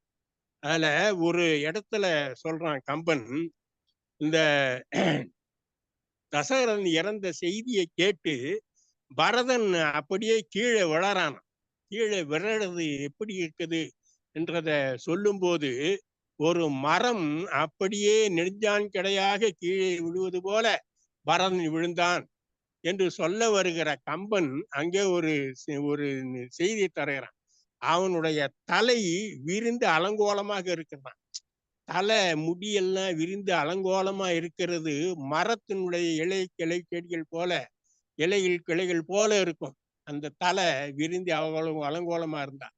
அவனை மரம் அப்படின்னு ஓமப்படுத்தும் போது அவனுடைய தலைய அந்த இலைகளுக்கும் கிளைகளுக்கும் அவனே ஓமப்படுத்தி விரிந்த தலை என்று குறிப்பிடுகிறான். எரிந்தன கடிய சொல் செவியுள் எய்தலும் நெறிந்து அலர் குஞ்சியான். செறிந்து இருக்கிற அந்த தலைகளை முடியை உடையவன், விரிந்த முடியை உடையவன் என்று சொல்லு. அதுவே பார்க்கறதுக்கு மரத்தை போல இருக்கு. அவன் விழறது அப்படியே மரம் நெடிது வீழ்ந்தனன். ஒரு மரம் அப்படியே நின்று கொண்டிருக்க மரம் அப்படியே விழுவது போல விழுந்தான் என்று சொல்லுகிறான். அறிந்திலன் உயிர்த்திலன் அசனி ஏற்றினால் மரித்து உயர் மாமரம் மண்ணுற்றனவே. மண்ணிலே மரம் விழுந்தது போல அப்படியே விழுந்தான் என்று ஒரு அருமையான ஓமையை அங்கே கம்பன் எடுத்து காட்டுகிறான். அதாவது பரதன் தசரதனுடைய இறந்த செய்தியை கேட்டு பரதன் உற்ற நிலையை மரம் அப்படியே நெடுஞ்சான் கிடையாக விழுந்தது போல பரதன் விழுந்தான் என்று சொல்லும் போது அங்கே ஒரு குறிப்பை தருகிறான். அது விரிந்த தலை என்று, விரிந்த தலை முடியை குறிப்பிட்டு அந்த முடி சொல்ல அந்த மரத்தின் கிளை போல இலை போல இருந்தது என்று சொல்லாமல் நமக்கு உணர்த்துகிற அந்த பாங்கு மிகச் சிறப்பான ஒன்றாக இருக்கிறது. அது மட்டுமல்ல, தசரதனை பற்றி எண்ணி புலம்புகிறான் பரதன். புலம்புகின்ற போது எல்லாருக்கும் நல்ல நல்ல நெறி முறைகளை எல்லாம் சொல்லி அவர்களுக்கெல்லாம் உயர்ந்த அறிவுரைகளை சொன்ன நீ இப்பொழுது வானுலத்துக்கு சென்று விட்டாய். அவர்களெல்லாம் உன்னுடைய அறிவுகளை கேட்டவர்களெல்லாம் அழுது புலம்புகிறார்கள். அங்கே போய் நீ என்ன செய்ய போகிறாய்? உனக்கு உன்னை நம்பி இருந்தவர்களை கைவிட்டு விட்டு நீ அங்கே சென்றது நியாயமா என்று பரதன் கேட்கிறான். அங்கே ஒரு செய்தி வருகிறது. எழு காம தீ அவித்து சின குறும்பு எரிந்து எழு காம தீ அவிந்து இனக்குறும்பு யாவையும் எற்றி. இனக்குறும்பு யாவையும் எற்றி, அதாவது சினக்குறு கோபம், அதுக்கு பெற்றது காமம். இந்த கோபம் காமம் இதுக்கு சம்பந்தப்பட்ட அது மற்ற தீய குணங்கள் அதை சொல்லுகிறான். இந்த குணங்கள் எல்லாம் யாவருக்கும் சேராத வண்ணம் அவர்களுக்கு நல்ல அறிவுரைகளை சொல்லி கொண்டிருந்த நீ வள்ளலே, நீ வானுலத்துக்கு சென்று விட்டால் அவர்களெல்லாம் என்ன செய்வார்கள்? இதுல அவன் சொல்றான், காமம் கோபம் என்று சொன்னதோடு விடாமல் அதுக்கு சம்பந்தப்பட்ட இன்னும் சிலதுன்னு சொல்றான். இனக்குறும்பு என்று சொல்றான். அதாவது வள்ளலார் பாட்டு ஒண்ணு உண்டு. காமவெங் கொடியனும் காமவுள் பகைவனும் கோபவெங் கொடியனும் கடுமோக வீணனும் என்று ஒரு பாடல 7 பேரை 7 குறும்புகளை சொல்றாரு. காம உட்பகைவனும் கோபம் கனலோப முழுமூடனும் கடுமோக வீணனும் என்றெல்லாம் வருகிறதால 7 பேர் 7 நிலைகளை சொல்லி, இந்த 7 நிலைகளும் இதற்கு சம்பந்தப்பட்ட நிலைகளும் என்னை அணுகாமல் காப்பாயாக என்று வள்ளல் பெருமான் ஒரு பாடல் உண்டு. காம உட்பகைவனும் கோபமும் கடுயனும் கடலோப முழுமூடனும் கடுமோக வீணனும் கொடுமோகம்னு அந்த பாடல் போகும். அதுல 7 நிலைகளை எடுத்து சொல்றாரு வள்ளல் பெருமான். அந்த கம்பனுடைய கம்பன் பாட்டுல வர்ற இந்த கோபம் காமம் என்கிற அதனுடைய விரிவாக 7 நிலைகளை வள்ளலார் சொல்வதை பார்க்கும்போது நமக்கு இந்த இதுல கோபம் காமம் என்கிற இந்த 2 நிலை, அந்த 2 நிலையிலிருந்து வள்ளலார் சொல்ற மற்ற 5 நிலை, 5 நிலை இல்லாத இன்னும் சில குறும்புகள் என்று வள்ளலார் குறிப்பிடுகிறார். இதையெல்லாம் ரொம்ப நுட்பமாக கம்பன் சொன்னா சினக்குறும்பு காமத்தீ இந்த 2 மனுஷனுக்கு ரொம்ப கொடுமையானது. அதை அவிப்பது எப்படி என்றெல்லாம் மற்றவர்களுக்கு அறிவுரை சொல்லி கொண்டிருந்த நீ அவர்களை விட்டு விட்டு வானகம் செல்லலாமா என்று கூறுகிறான். நீ ஏராளமான தான தர்மங்களை அள்ளி அள்ளி கொடுத்த, எந்த மரபுல இருந்தவங்க இருந்தாலும் சரி, எல்லா மரபுல இருந்தவர்களும் உன்னிடத்திலே தான தர்மங்களை பெற்று சென்றார்கள். அப்படிப்பட்ட நிலையிலே நீ வானுலகம் சென்றாயே, அங்கேயும் உன்னிடத்தில் தான தர்மம் பெறுவதற்கு ஆட்கள் இருக்கிறார்களா? எந்த நம்பிக்கையோடு நீ அங்கே சென்றாய்? இங்கே இருக்கின்ற தான தர்மங்களை செய்வதையெல்லாம் விட்டுவிட்டு அங்கே சென்றாயே, அங்கே உனக்கு தான தர்மங்கள் செய்வதற்கான வாய்ப்பு கிடைக்குமா என்று கேட்கிறான். அது மட்டுமல்ல, இம்பர் நின்று செவ்வழி உருட்டிய திகிரி மன்னவா, எவ்வழி மருங்கினும் இரவலாளர்தாம், இவ்வழி உலகினில் இன்மை நன்னினோர் அவ்வழி உலகிலும் உளார்களோ. அந்த உலகத்திலையும் இரவலர்கள் இருக்கிறார்களா? அவர்களுக்கு உதவி செய்ய வேண்டும், தர்மம் செய்ய வேண்டும் என்பதற்காக நீ அங்கே சென்று விட்டாயா என்று கேட்கிறான். அது மட்டும் அல்ல, சம்பரன் என்கிற மன்னனை எதிர்த்து போரிட்டு வென்றவன் தசரதன். அதை அந்த குறிப்பை ஒரு இடத்துல சொல்றான். இம்பர் நின்று ஏகினை இருக்கும் சார்பிழந்து உம்பர் உன் கழல் ஒதுங்கினார்களோ, சம்பரன் அணைய தானை தானவர் அம்பதித்து இன்னமும் உலகுலாம் ஐயா. இங்கே சம்பரன் போன்ற உனக்கு எதிரிகள் இருந்தார்கள், அவர்களை ஜெயிக்க வேண்டும் என்று மன்னர்களெல்லாம் உன்னிடம் மண்டியிட்டு தொழுதார்கள், சம்பரனை வெற்றி பெற்றார். அதே போல வானுலகத்திலும் யாராவது ஒரு சம்பரன் இருக்கிறானா, அவனை வெற்றி பெற வேண்டும் என்பதற்காகத்தான் நீ வானுலகம் நோக்கி சென்று அங்கே போரிடுவதற்காக போனாயா என்று ஒரு அந்த வரலாற்று அவனுடைய வாழ்க்கை குறிப்பை இணைத்து அங்கேயும் ஒரு சம்பரன் இருக்கிறானா என்று கேட்டு அழுது புலம்புகிறான் பரதன். அது மட்டுமல்ல, கடைசியில தயசனை நீராட்டி, தைல நீர்ல நீராட்டி எடுத்து வைக்கிறாங்க. அந்த செய்தியை சொல்றான். இதுக்கு முன்னே கூட ஒரு இடத்துல கம்மன் சொன்னா, பெண்களெல்லாம் சூழ்ந்து கிடந்த தசரதனை எண்ணெய் கொப்பரையில வைக்கும் போது அவன் சொன்னா, தையல் கடலில் கிடந்தவனை தைல கடலில் இட்டனகான்னு ஒரு வரியை சொன்னான். இங்க என்ன சொல்றான், இந்த தைல கடல்ல இருந்து மூழ்கி இருந்தவனை பரதன் போய் அணைத்து கொண்டு, தன்னுடைய மார்பிலை அணைத்து கொண்டு, முகத்தை தன்னுடைய மார்பிலை அணைத்து கொண்டு அவனை கண்ணீரால் கழுவினான் அப்படின்றான். எண்ணெயில முதல்ல குளியல் நடந்தது. இப்போ பரதன் தன்னுடைய தந்தையை எடுத்துக்கொண்டு மடியிலே வைத்து கொண்டு கண்ணீரால் கழுவினான் என்று குறிப்பிடுகிறான். தூய வாசகம் சொன்ன தோன்றலை தீய கானகம் திருவின் நீங்கி முன் போயினான் வரக்கண்ட பொம்மலார்.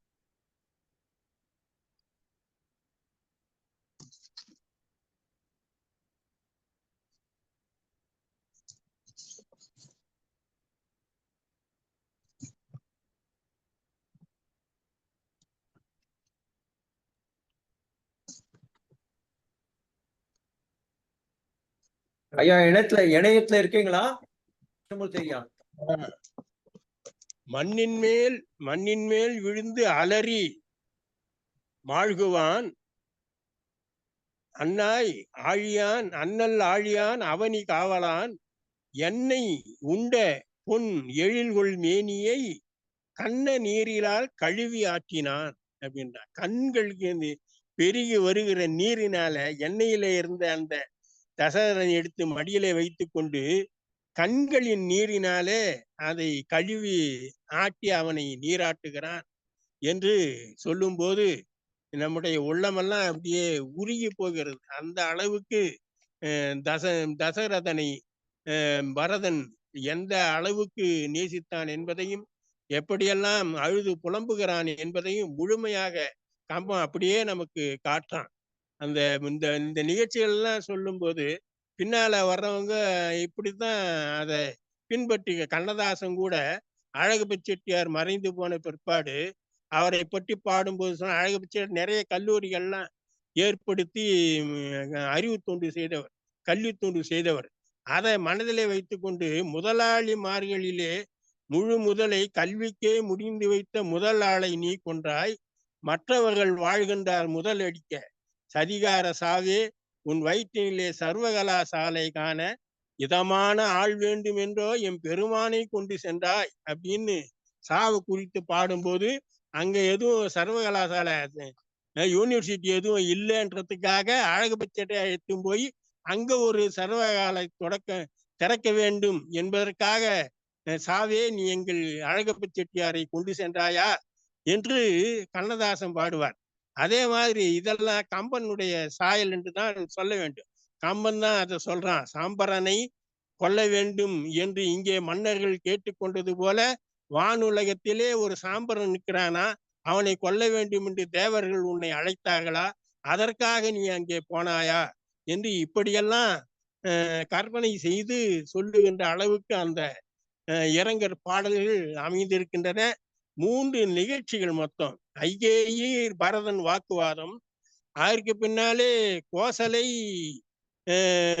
பரதன் வாக்குவாதம், அதற்கு பின்னாலே கோசலையை சமாதானப்படுத்துவதற்காக தன் மீது இருக்கிற கெட்ட எண்ணத்தை போக்க வேண்டும் என்பதற்காக அவன் கொடுக்கிற 49 பாவங்களை பற்றிய பட்டியல். இந்த செய்திகள் தான், இந்த 3 நிலைகள் தான் அந்த பள்ளிப்படை படலத்திலே 136 பாடல்களிலே நிறைந்திருக்கின்றன. அதிலே சில நல்ல அருமையான பாடல், கற்பனை நயம் மிகுந்த பாடல்கள், அந்த உவமை மிகுந்த சில செய்திகள் எல்லாம் அதுல எங்கோ ஒரு சிலதான் இருக்குமே தவிர மற்றபடி பரவி இருக்கல. ஏன்னா இது ரொம்ப சோகமயமான ஒரு நிகழ்ச்சி. தசரதனுடைய இறப்பு, ராமனுடைய காடு செல்வது, அதுக்கு பின்ன பரதனுக்கு ஏற்பட்ட பழி, அதை நீக்கிக் கொள்வதற்காக பரதன் படுகிற பாடு, இதையெல்லாம் கம்பன் இந்த 136 பாட்டுல ரொம்ப அழகாக எடுத்து சொல்லுவான். கொஞ்சம் சில பாடல்கள் நீண்டு இருந்தாலும் கூட, சொல்லுது மாதிரி இருந்தாலும் கூட, அந்த பாடல்கள் எல்லாம் அதுல வருகிற வரிகள், சொல்லாட்சிகள் எல்லாம் நம்மை மிக மிக கவர்கின்றன என்று சொல்வதிலே எந்த விதமான கருத்து வேறுபாடும் இருக்க முடியாது. அந்த வகையில நீங்க இப்ப இரவு போய் என்ன பண்ணுங்க, சம்பூர்ண ராமாயணம்னு எடுத்த படம், ஏபி நாகராஜன் எடுத்த படம். அந்த படத்துல பரதனுடைய பகுதியை தனியாவே அது இப்போ யூடியூப்ல இருக்கு, நீங்க அதை பாருங்க. பாத்தீங்கன்னா கம்பன் இங்க என்னென்ன சொன்னானோ அதை அப்படியே ஏபி நாகராஜன் தன்னுடைய வசனத்தை சொல்லியிருப்பார். அதுல ஒரு செய்தி, அந்த சம்பூர்ண ராமாயணம் என்ற பட விழாவுல ராஜாஜி அழைத்தார்களாம். ராஜாஜி இது மாதிரி சினிமா பட திறப்பு விழாக்கெல்லாம் அதிகமாக செல்வதில்லை, நான் வரமாட்டேன்னு சொல்லிட்டாரு. வற்புறுத்தி அழைக்கவே சொன்னாங்க. நான் வருவேன், படம் பார்க்கறேன், ஆனா பேச மாட்டேன்னு சொன்னாராம். சரின்னு சொல்லிட்டு அவரை இட்டுமே அந்த படத்தை காண்பித்த உடனே முடிவுல ராஜாஜி தானே பேசுறதுக்கு முன் என்ன சொன்னாராம், இந்த படத்தில் நான் கணேசனை பார்க்கவில்லை, பரதனை பார்த்தேன் என்று குறிப்பிட்டாராம். அந்த அளவுக்கு சிவாஜி கணேசன் பரதன் என்கிற அந்த வேடத்திலே மிக அற்புதமாக அந்த காட்சிகளை சித்தரித்திருப்பார். அதுல ஒரு இடமெல்லாம் ரொம்ப சிறப்பாக இருக்கும். இதை படிச்சுட்டு, கம்பனுடைய இந்த பள்ளிப்படை படத்தை படிச்சுட்டு பரதனுடைய அந்த காட்சிகளை பார்த்தோம்னா ஏபி நாகராஜன் கம்பனை எந்த அளவுக்கு மிக எளிமையாக கையாண்டு அந்த படம் எடுத்திருப்பார் என்று நாம் தெரிந்து கொள்ளலாம். அந்த அளவுக்கு சிறப்பாக இருக்கின்ற காட்சிகள். அதற்கு மூலமாக இருந்தது இந்த பள்ளிப்படை படலம் தான். சம்பூர்ண ராமாயணம் ஏபி நாகராஜன் பரதன் வசனத்துக்கு கை கொடுத்தது, வசனம் பேசுகிற இடங்கள்லாம் கை கொடுத்தது கம்பராமாயண செய்திகள் தான். அந்த பேசுகிற வசனங்கள் அனைத்தும் இந்த பள்ளிப்படை படலத்திலே அமைந்திருக்கிற செய்திகள். அந்த வகையிலே இந்த பள்ளிப்படை படலம் என்பது பரதனை நமக்கு தெளிவாக எடுத்து காட்டுகிற ஒரு அற்புதமான படலம். இந்த பள்ளிப்படை படலம் முழுக்க முழுக்க சோகமயமான காட்சிகளே நிறைந்த படலமாக இருந்தாலும் அந்த சோகத்திலே சுகம் தருவது போல கம்பன் சில இடங்களிலே அருமையான ஓமைகளையும் அருமையான கற்பனை காட்சிகளையும் படைத்து நம்மை வைக்க வைக்கிறான் என்கிற வகையிலே இந்த பள்ளிப்படை படலமும் நமது உள்ளத்தை கொள்ளை கொண்ட படலமாக அமைந்திருக்கிறது என்று கூறி இந்த வாய்ப்பை நல்கிய அனைவருக்கும் நன்றி தெரிவித்து என் உரையை நிறைவு செய்கிறேன். நன்றி, வணக்கம். நன்றி ஐயா. இணையதளங்கள் ஏற்பட்டாலும் இயல்பான குணாதிசயங்கள் பரதனை பற்றி ஐயா அவர்கள் எடுத்து கூறினீர்கள். இந்த படலத்தில் எவ்வாறெல்லாம் மனதை உருக்குகின்ற காட்சிகளை கம்பன் படம் பிடித்து காட்டுகின்றான் என்பதை எடுத்து கூறி, சம்பூர்ண ராமாயணத்தை இறைவிலை சென்று பாருங்கள், ராமனை பற்றி நன்றாக புரிந்து கொள்வீர்கள் என்ற ஒரு அறிவுரையும் வழங்கியிருக்கின்றார்கள். ஐயா அவர்களுக்கு நன்றி கூற கடமைப்பட்டு இருக்கின்றோம். நன்றி ஐயா. அடுத்ததாக ஐயா பொன்வேல் மயில் அவர்கள் தன்னுடைய கருத்துரையும் தலைமை உரையையும் காட்டுவார்கள் என்று கூறி அவர்களை நன்றி ஐயா. இன்றைய 99வது கூட்டம் மிகச் சிறப்பாக அமைந்திருக்கிறது என்றுதான் சொல்ல வேண்டும். ஏனென்றால் கம்பன் காப்பியத்திலே மிகவும் அற்புதமான படலங்கள் இந்த 2 படலங்கள். அதை முதலிலே நகர் நீங்கு படலத்தை ஐயா அவர்கள், நெல்லை தீபன் அவர்கள் மிகச் சிறப்பாக செய்தி சொன்னார். என்ன சிறப்பு அப்படின்னா, நெல்லை தீபன் அந்த கத்தி மேல நடக்கிறது மாதிரியே நடந்து போயிருக்கிறார். செய்திகள் எதையும் விடவில்லை, சிறப்புகள் எதையும் குறைக்கவில்லை. ஆனாலும் அந்த பாடல்களிலே அமிழ்ந்து போகாம, கம்பனை படிக்க வேண்டும் என்றால் படிக்கிற போது ஒரு பாடல்லே போய் நின்றுவோம். இன்றைக்கு எத்தனையோ பாடல்கள், அத்தனை பாடல்களை எல்லாம் சிறப்பான பாடல்கள் இருக்கு. அதையெல்லாம் அப்படியே கோடிட்டு காட்டிக்கொண்டு அருமையான உரையை தந்திருக்கிறார்கள் நமது நெல்லை தீபன் அவர்கள். ஒரு சொன்ன இடம் ஒரு புதுமையான செய்தியாக எனக்கு இருந்தது. துறக்கும் மன்னவன் என்று கோசலையை நினைத்ததற்கு உள்ளர்த்தமாக, அதாவது அவளுடைய உள்ளுணர்வு சொல்லிட்டதோ என்று சொல்வதை போல ஒரு செய்தியை அவர்கள் சொன்னார்கள். அவன் உயிரை துறக்க போகிறானா, நாட்டை துறந்து வனத்திற்கு சென்று தவம் செய்ய போகிறானா என்ற செய்தியை உள்ளடக்கியதாக. அதனால அவன் துறக்கும் என்று சொன்னாலே உடைய நாட்டை துறக்க போறானா, எதை துறக்க போகிறான் என்று சொல்லவில்லை என்று சொன்ன இடம் மிகச் சிறப்பாக அமைந்தது. அடுத்தால பரதனுக்கும் கோசலைக்கும் ராமனுக்கும் நடந்த உரையாடல், அருமையான இடங்கள் எல்லாம் அவர்கள் சுட்டி காட்டினார். அதுல இந்த முறைமை என்று என்பது ஒன்று உண்டு, மும்மையின் நிறை குணத்தான், உன்னை விட 3 மடங்கு சிறந்தவன் அப்பா பரதன் என்று அவள் சொன்ன இடத்தை அருமையாக காட்டினார்கள். கம்பன் எப்பொழுதும் பரதனையும் ராமனையும் ஒப்பிடும் பொழுது பரதனை சிறப்பாக காட்டுவதற்கு ராமனையே எடைக்கல்லாக எடுத்துக்கொள்வார்.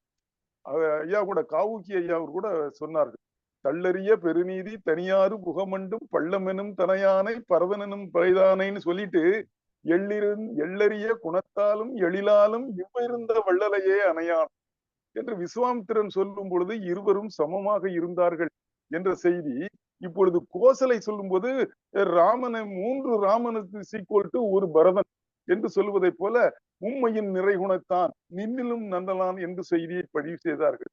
பின்னாலே கங்கை குகப்படலத்திலே சொல்லும் பொழுது குகன் சொல்லும் பொழுது இந்த 3 மடங்கு 1000 பேர் பரதனாக ஆகிவிடுவான். இதே கோசலை கடைசியிலே மீட்சி படலத்திலே சொல்லும் பொழுது தீக்குளிக்க போகும் பரதனை சொல்லும் பொழுது சொல்வாள், எண்ணில் கோடி ராமர் என்னிலும் அண்ணல் நின் அருளுக்கு அருளாகரோ என்று ராமனை கோடி ராமர் சேர்ந்தால் கூட ஒரு பரதனுக்கு ஈடாக மாட்டார்கள் என்ற செய்தியை உள்ளடக்கிய அந்த மும்மையின் நிறைகுணத்தான் என்ற இடத்தை அருமையாக சொன்னார்கள். அடுத்து இன்னொரு இடத்தை சொன்னார்கள். அந்த எப்படி அந்த 14 ஆண்டுகள் எப்படி அவள் கூனி சொல்லும் பொழுது 7 பருவங்கள் ராமனை வனத்திலே திரிதர செய்தி அப்படின்னா, இப்போ கைதேகி அதையே அவளிடம் சொல்லும் போது 12 ஆண்டுகள் அவனை கானகத்திலே துரத்துவேன் அப்படின்னு சொன்னா, தசரதினிடம் சொல்லும் பொழுது இந்த செய்தியை சொன்னாமல்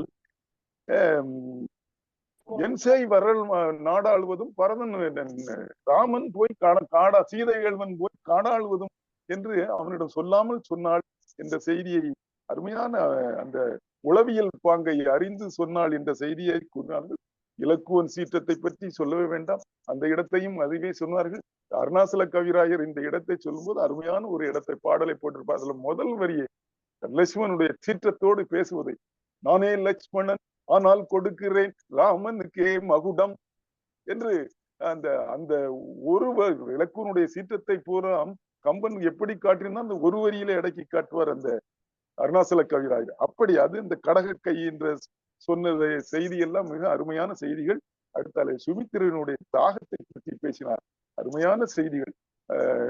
அடுத்து இலக்குவனும் ராமனும் சொல்லுவது அந்த ராமன் எப்படி இலக்குவனை அப்படி அமைதிப்படுத்தினான் என்ற இடத்தை கூட எல்லாம் மிக அற்புதம். என்ன சிறப்பு என்றால் ஒரு இடம் கூட விடுபடாமல் இந்த குறைந்த நேரத்திற்குள் மிகச்சிறப்பான ஒரு உரையை ஐயா நெல்லை தீபன் அவர்கள் தந்திருக்கிறார்கள் என்றுதான் சொல்ல வேண்டும். நகர் நீங்கு படலத்திற்கு ராமன் நகர் நீங்கு படலம் என்று பெயர் வைக்காமல் வெறுமனே நகர் நீங்கு படலம் என்று ஏன் பெயர் வைத்தார் கம்பன் அப்படின்னு சொல்லுவதற்கு ஒரு விளக்கம் சொல்வார். ராமன் போனவுடன் கோசல அந்த அயோத்தி நகரமே ராமன் பின்னால் போய்விட்டது. ஆகவே நகரே நீங்கி ராமன் பின்னாலே போய்விட்டது என்பதற்காகத்தான் கம்பன் இந்த படலத்தை நகர் நீங்கு படலம், நகரே நீங்கி போன படலம் என்று சொன்னதாக சொல்வார்.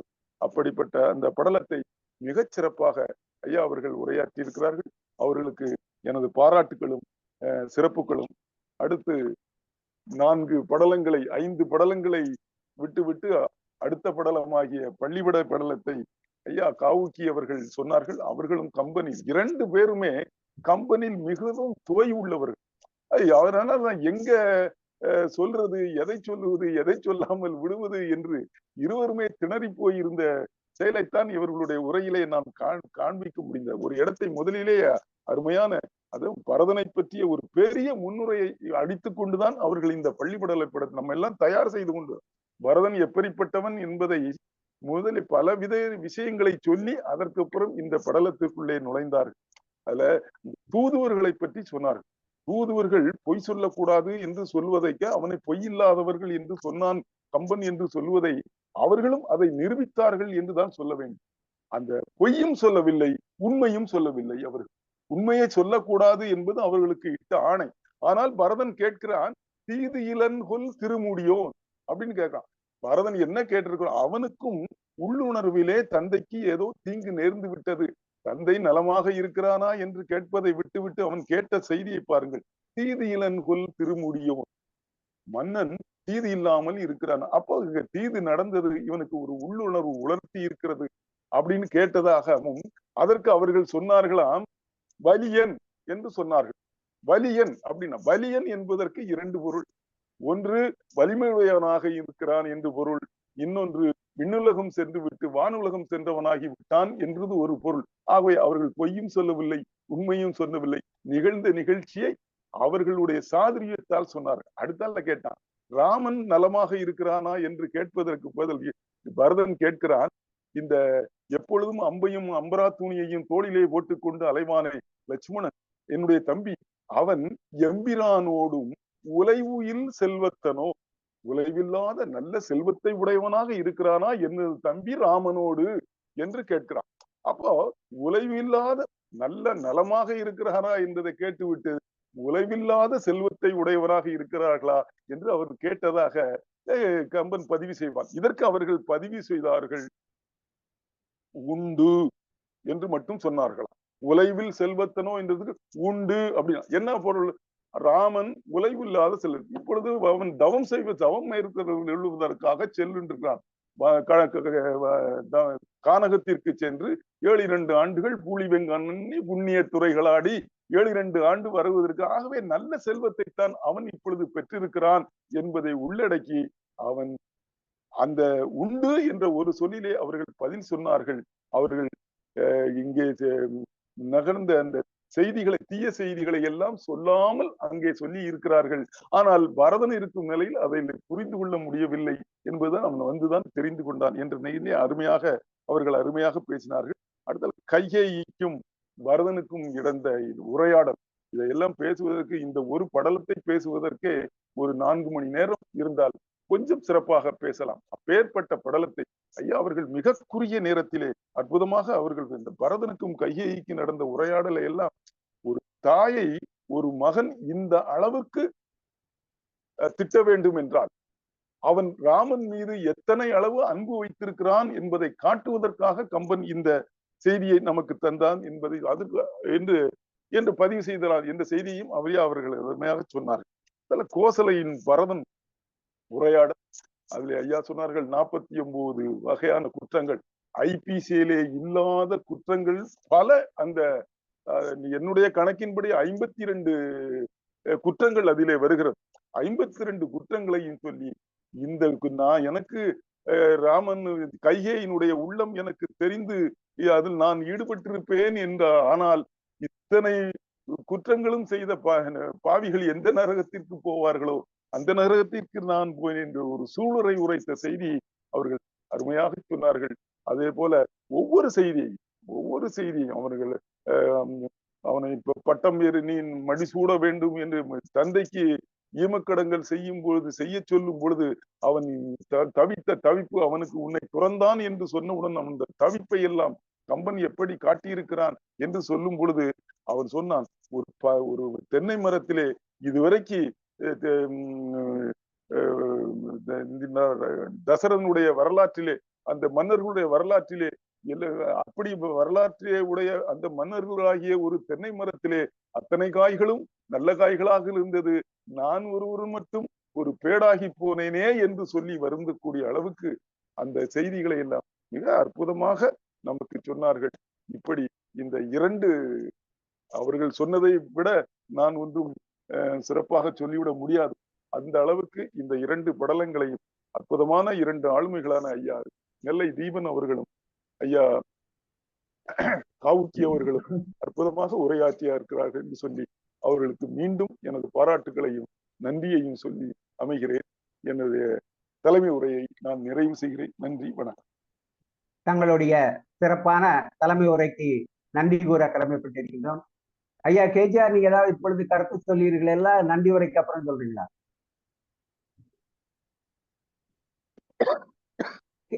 கேஜிஆர் அவர்கள். ஐயா நீங்க ப்ரோக்ராம் முடிச்சிருங்க, வழக்கம் போல ரெக்கார்டிங். சரி, ஓகே. இவ்வளவு நேரம் கம்பராமாயணத்திலிருந்து 2 படலங்களை பற்றி 2 பேரறிஞர்கள் பேசினார்கள் என்பதைத்தான் சொல்ல வேண்டும். அந்த பேரறிஞர்களுடைய கருத்துக்களுக்கு இன்னொரு பேரறிஞர் அவர்கள் கருத்துரையும் தலைமுறையும் வழங்கினார்கள் என்பதில் மிகவும் மகிழ்ச்சி அடைகின்றோம்.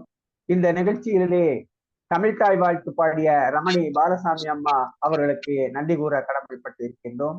அடுத்ததாக இந்த வெள்ளி இலக்கிய மேடைக்காக தன்னுடைய பாடல் வரிகளை தந்து அந்த பாடல் வரிகளை இசையோடு ஒளிபரப்பிய இந்த இலக்கிய மேடை அமைப்புக்கும் அந்த பாடலை பாடிய ஹைதராபாத் ரவுசிங்கர் அவர்களுக்கும் நன்றி கூற கடமைப்பட்டிருக்கின்றோம். இந்த நிகழ்ச்சிக்கு தலைமை தாங்கி சிறப்பான முகவுரையும் முடிவுரையும் வழங்கிய ஐயா பொன்னு வேல்மயில் அவர்களுக்கும் நன்றி கூற கடமைப்பட்டிருக்கின்றோம்.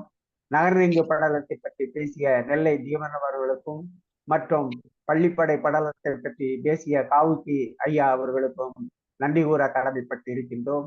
இந்த நிகழ்ச்சியிலே தொழில்நுட்பத்தோடு கலந்து கொண்டிருக்கின்ற நெல்லை தீபன் அவர்களுக்கும் மற்றும் இந்த நிகழ்ச்சியிலே பங்கு பெற்றிருக்கின்ற ஐயா கேஜிஆர் அவர்களையும் நெல்லை கூமாப்பா கபிலன் அவர்களையும் அம்மா கவலநேவர்கள் அவர்களுக்கும் ஜெயசக்தி அம்மா அவர்களுக்கும் பாவரசு முகவே திருநாதன் அவர்களுக்கும், அம்மா தேன்மொழி அவர்களுக்கும், KS ரவிச்சந்திரன் அவர்களுக்கும், சாம்சங் என்னும் 2 செல்போனில் கலந்து கொண்டிருக்கின்றார்கள் அந்த அறிஞர் பெருமக்களுக்கும், செந்தில்குமார் அவர்களுக்கும், லட்சிய கவிஞர் லிங்கராஜா அவர்களுக்கும், கவித்தேனி வசந்தகுமார் அவர்களுக்கும், மற்றும் சாமி மல்லிகா, சிவசா கிருபாகரன் ஐயா அவர்களுக்கும், உமையோரு பாகம் பானுமதி கிருஷ்ணகுமார் ஐயா, அம்மா ரமணி பாலசாமி திருவேணந்திற்கும் ஆகிய அனைத்து சான்றோர் பெருமக்களுக்கும் இந்த அமைப்பின் சார்பாக கலந்து கொண்டு இந்த உரைகள் எல்லாம் கேட்டு மகிழ்ந்தமைக்கு நன்றி கூறி அவையினை KGR அவர்களிடம் ஒப்படைக்கின்றேன் கருத்துரைக்கார்.